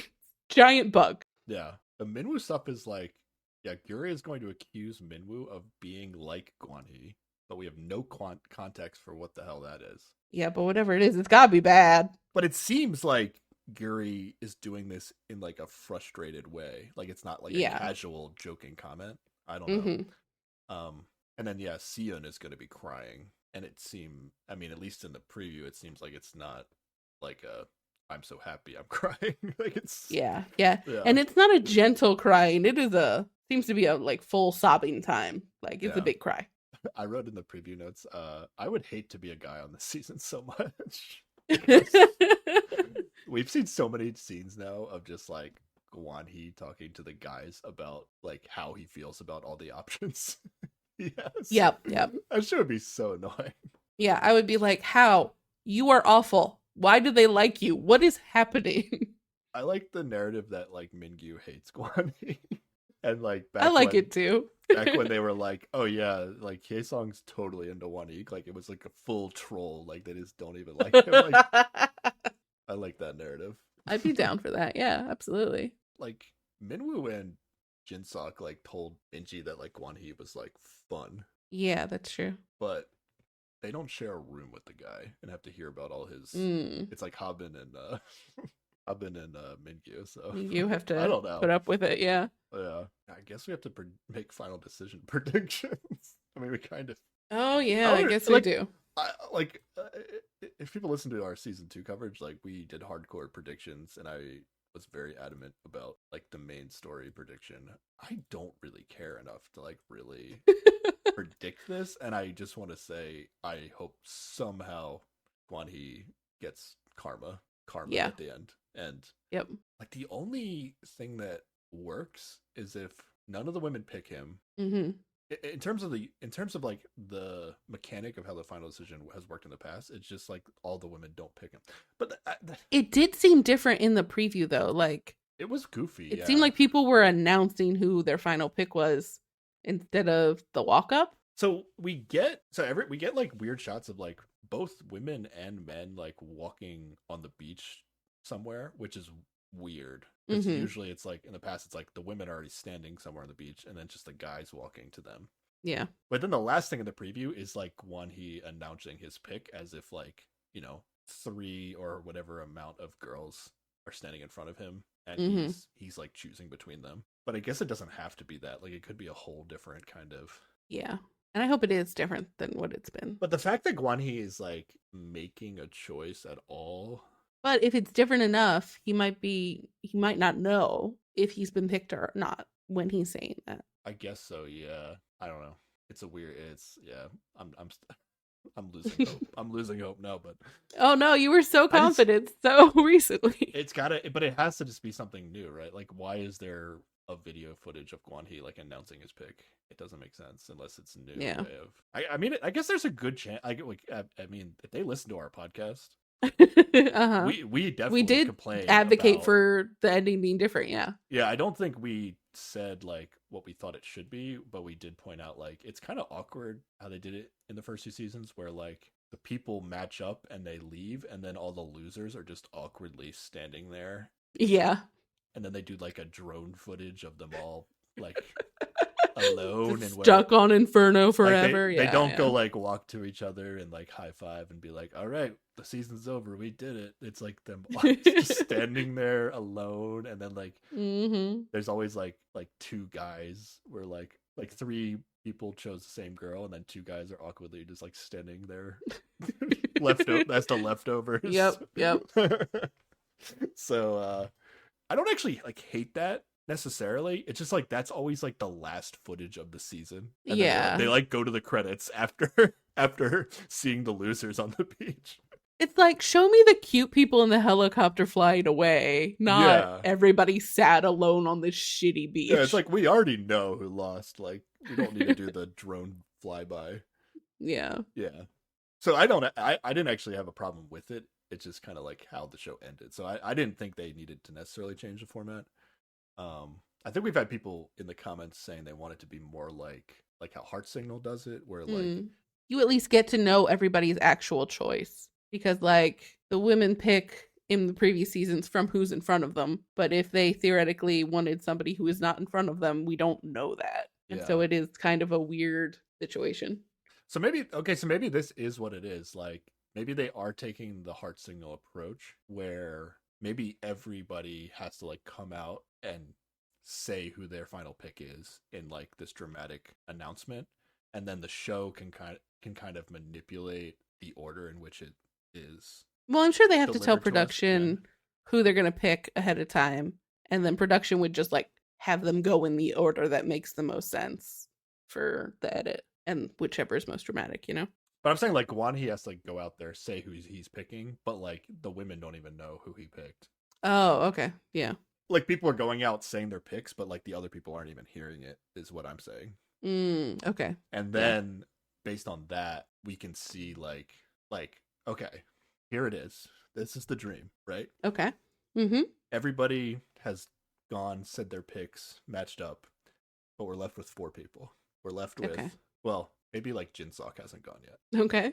Oh no, maybe some of the guys. I don't know. But basically, the main 4 people are Guan-hee, Ah-jong, Ye-sung, and Minji. Those they haven't announced yet, right? They show Guan-hee first. He comes out and he announces like I'm picking whoever he picks, right? Minji, sure, why not? And then they show like, is Minji gonna like come around the corner and join him because she picked him too? And then they do like a flashback. They could like make it seem like a flashback or whatever, but they go back and they show each girl not picking him or something. Or you know what I mean? Like I don't know. I don't know how to edit it to make it like the most dramatic if they're not doing it the old way. Because the old way would be kind of dramatic, where like you put Guan-hee as like the closest guy, and then like all the women don't go to him. Yeah. But then why is Guan-hee announcing his pick in the preview? That feels a little weird because he shouldn't have a pick in the old way. Yeah, I don't know. And even if they did do it the old way and switch it where the guys are picking, people typically don't announce, I pick this person. They just kind of grab their hand and leave, you know? Yeah. Oh, I think the women always announce their pick and then grab their hand, but the guys would just kind of like walk. The drama is like, where are they going to stop when they walk to the beach? All right, I might as well just have faith, but I've lowered my optimism. I've talked myself out of being super optimistic, but fair enough. This season can't end with a Guan-hee success story. It can't, right? Just remember, the host called him a manipulative coward. Like, he can't, like pair up with anyone at the end of this. Yeah, it just can't be right. That made the edit. Because they haven't been like trashing on like one of the women that he likes either. Like if they were like there was like a woman that they didn't like and Guan-hee they didn't like maybe they would match up in the end. Yeah. Or something, but I don't know. All right, it's happening. We'll just say it's happening. Everything. What else? Do you want to predict anything else? I mean, I think Jin-sok and Min-young. Yeah. Hopefully Jin-sok has a choice because Minji switches to him. Yeah, hopefully this Minwoo thing is fine, and then he and Chun can leave together. Yeah. Hopefully that all works out. In the old format, everything else is awkward though. Where like is Ha Jong gonna pick Ha Bin, and then like Hye Sung's gonna pick Wanik, but like Ha Jong's not gonna pick Wanik. You know? Yeah. I don't know. It's weird in the old format, but maybe they'll make it work with the new format. All right. How many couples are we getting out of this? Is it just Jinsuk and Minyoung? Oh, and hopefully Minwoo and Seon, right? We're hoping to get two. And then there's room for Kyori and Mingyu, depending on if they've edited that authentically or not. You know, I'm still kind of holding out hope for it. Like, do I care? I don't think I care. I think I care a little bit. Really? Okay. I like them well enough that if they had secretly just been having a great time the whole time, then sure. I would just be confused if that happened at the end. Unless there's like a build up in the last episode somehow, but yeah, after they see the giant bug with Minwoo, Gyuri gets rescued by Mingyu, and it rekindles all feelings between them. There you go. I've solved it. We need like Hye-sung to like go for a swim, start drowning, and then Mingyu saves her life, and she's like, oh, this guy's way cooler than Kwan Hee now. Practically just as tall and can save lives. Yeah. There you go. Yeah, what if all the women go swimming and then all need to be saved by Mingyu? They all take turns drowning a little bit. He Mingyu saves all of them. All the women at the end. I mean, I'm here for it. Let's go. And then he chooses Gyuri, though. That's not that exciting with this edit so far. All right. That's not what it is. Okay, we're getting crazy. But Kwan Hee would be seething if his rival Mingyu got picked by all the women. How upset would he be? It would be so good. Oh my god, that would be so good. What a good ending that would be. Yeah, honestly, Minji picking Mingyu when she decides to just not pick Kwan Hee, that'd be so good. Oh, that would also be pretty choice, yeah. Like, she knows Jinsuk's not picking her anyway. Like, might as well just troll him as much as possible. Yeah, absolutely. All right. Now, given how much crying she's done, I don't think that's likely, but, you know, I'll hope. I'm still leaning towards the end of the season's gonna suck. I'm just... I really convinced myself, like, halfway through this podcast, but now Stay strong. All right. If this season ends really bad, it's gonna really make me want to go back and watch season 1 of the show. Because I still like this show. Like, I think the format of the show is really good, and they just... It's just like, a casting issue this season, you know? It's casting with a little bit of unlucky. Like, I honestly, like, I guess this is like kind of what I was saying with, like, you have to put some of the responsibility on the women at this point. Like, I don't think casting casted him thinking like, oh yeah, we'll cast this guy and then he'll be like the main character of the show. Like, I don't think they necessarily thought that would happen. I mean, he certainly came in telling them that that's what was going to happen. Yeah, especially since he is going to be the main character, they're going to show him saying that, right? But I don't know. Like, did casting really think that all the women were going to like this guy of all the guys on the show? Like, it's kind of crazy to me that would be the case. But yeah. But they, again, like it does seem like they did him favors with some of the game changes, plus the candies, twists. So I don't know. Maybe I don't know. It's tough to say. All right. Anything else you want to say or predict?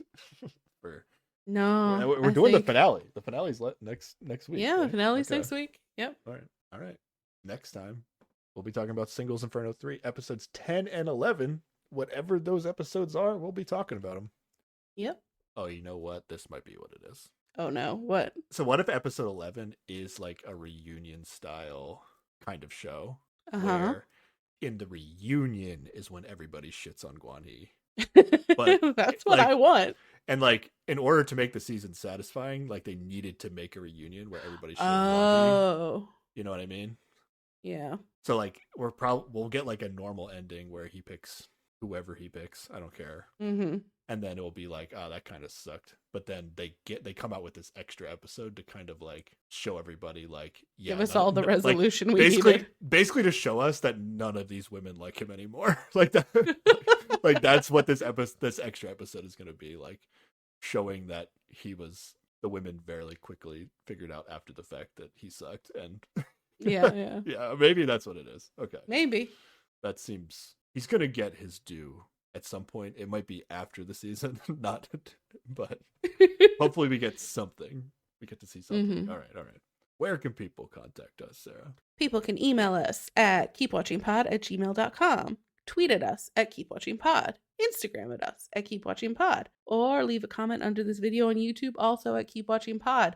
And if you want to tell us how big the hot tub has to be for your significant other to be alone in it with someone else and it be okay, you can leave us a rating or review on Apple Podcasts or Spotify. Honestly, just send in other hypothetical scenarios that Sarah can break down for us, because that's the funnest part of the conversation. When I answer seriously, though, I'm just like, yeah, it's fine, whatever. Trust your partner, be in a trusting relationship. If you can't trust them, you shouldn't be together. I'll have to answer it from a weird perspective for it to be funny.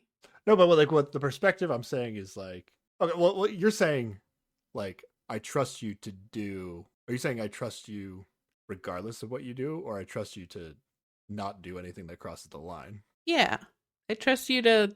But if they were to get in a 20-foot wide bed, is that crossing the line? That's what I'm asking you. Is that crossing the line? Okay. I mean, like, you trusted them, and then they decided that this was okay. Have they broken your trust? A 20-foot bed under the circumstance of it was the only bed on their road trip with their bestie across the country, or yeah, sure, whatever. I don't know. All right, twin size bed. I wouldn't even be in bed with them in a twin size bed. I mean, that's not even comfortable at that point. So what are we doing? What are we doing in this bed? All right, normal size, like, king bed. We could do this all day. We could do this all day. Yeah. Is it? Okay. This is fascinating. Where's the line? I think the line is like physical intimacy. Like, that's what it is. If you're in bed with somebody and you're feeling big feelings and we have decided that this is a monogamous relationship, then that's probably across the line. Okay. So you can if sleep it's like, just your friend, I don't care. Okay. So you can sleep like back to back as long as friend butt to friend butt. Sure, I don't care. It's fine. Okay. It's not really about any physical measurement of breaking the line. It's just if there's. It's about emotional and physical intimacy is what it's about. It is about. I don't know. Physical intimacy. Okay. Well, yeah, but. I don't know, where's the James line? What size bed is okay? I mean, whatever they want to do. I mean, whatever they're comfortable with. Honestly, I feel like I'm good as long as you let me know that that's what you want to do. Okay, yeah, that's entirely reasonable. Makes sense. Yeah, and then I don't I feel like I haven't been in the situation where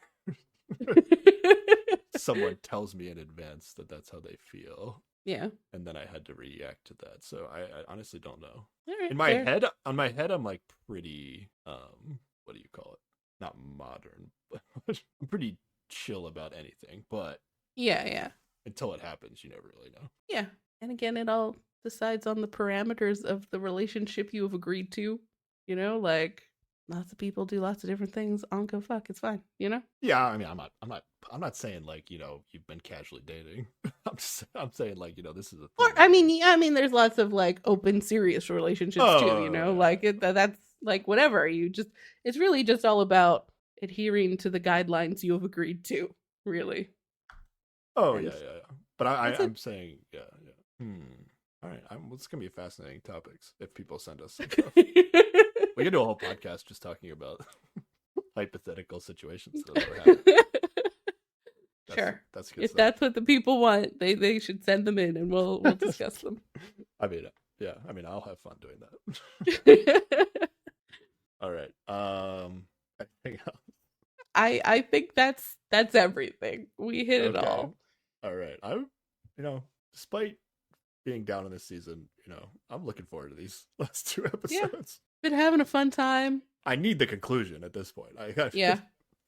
Can't wait to see that big bug that scared everybody about Minwoo and that is clearly not an actual issue between people. It's going to be fine. Yeah. Yeah. Like, despite being, like, kind of done with really caring about what Gwani is saying from scene to scene and who he's going to pick in the end, I, like, want to see... I guess it's like I want to see why the edit of the show has been like this so far. Yeah. Like, what does that mean? Definitely. what does that mean for, I don't know, how Singles Inferno wants to present itself as a TV show going forward? Yeah. Like, what are we doing here, Singles Inferno? Okay. All right. Thanks for listening, everybody. Bye. Bye.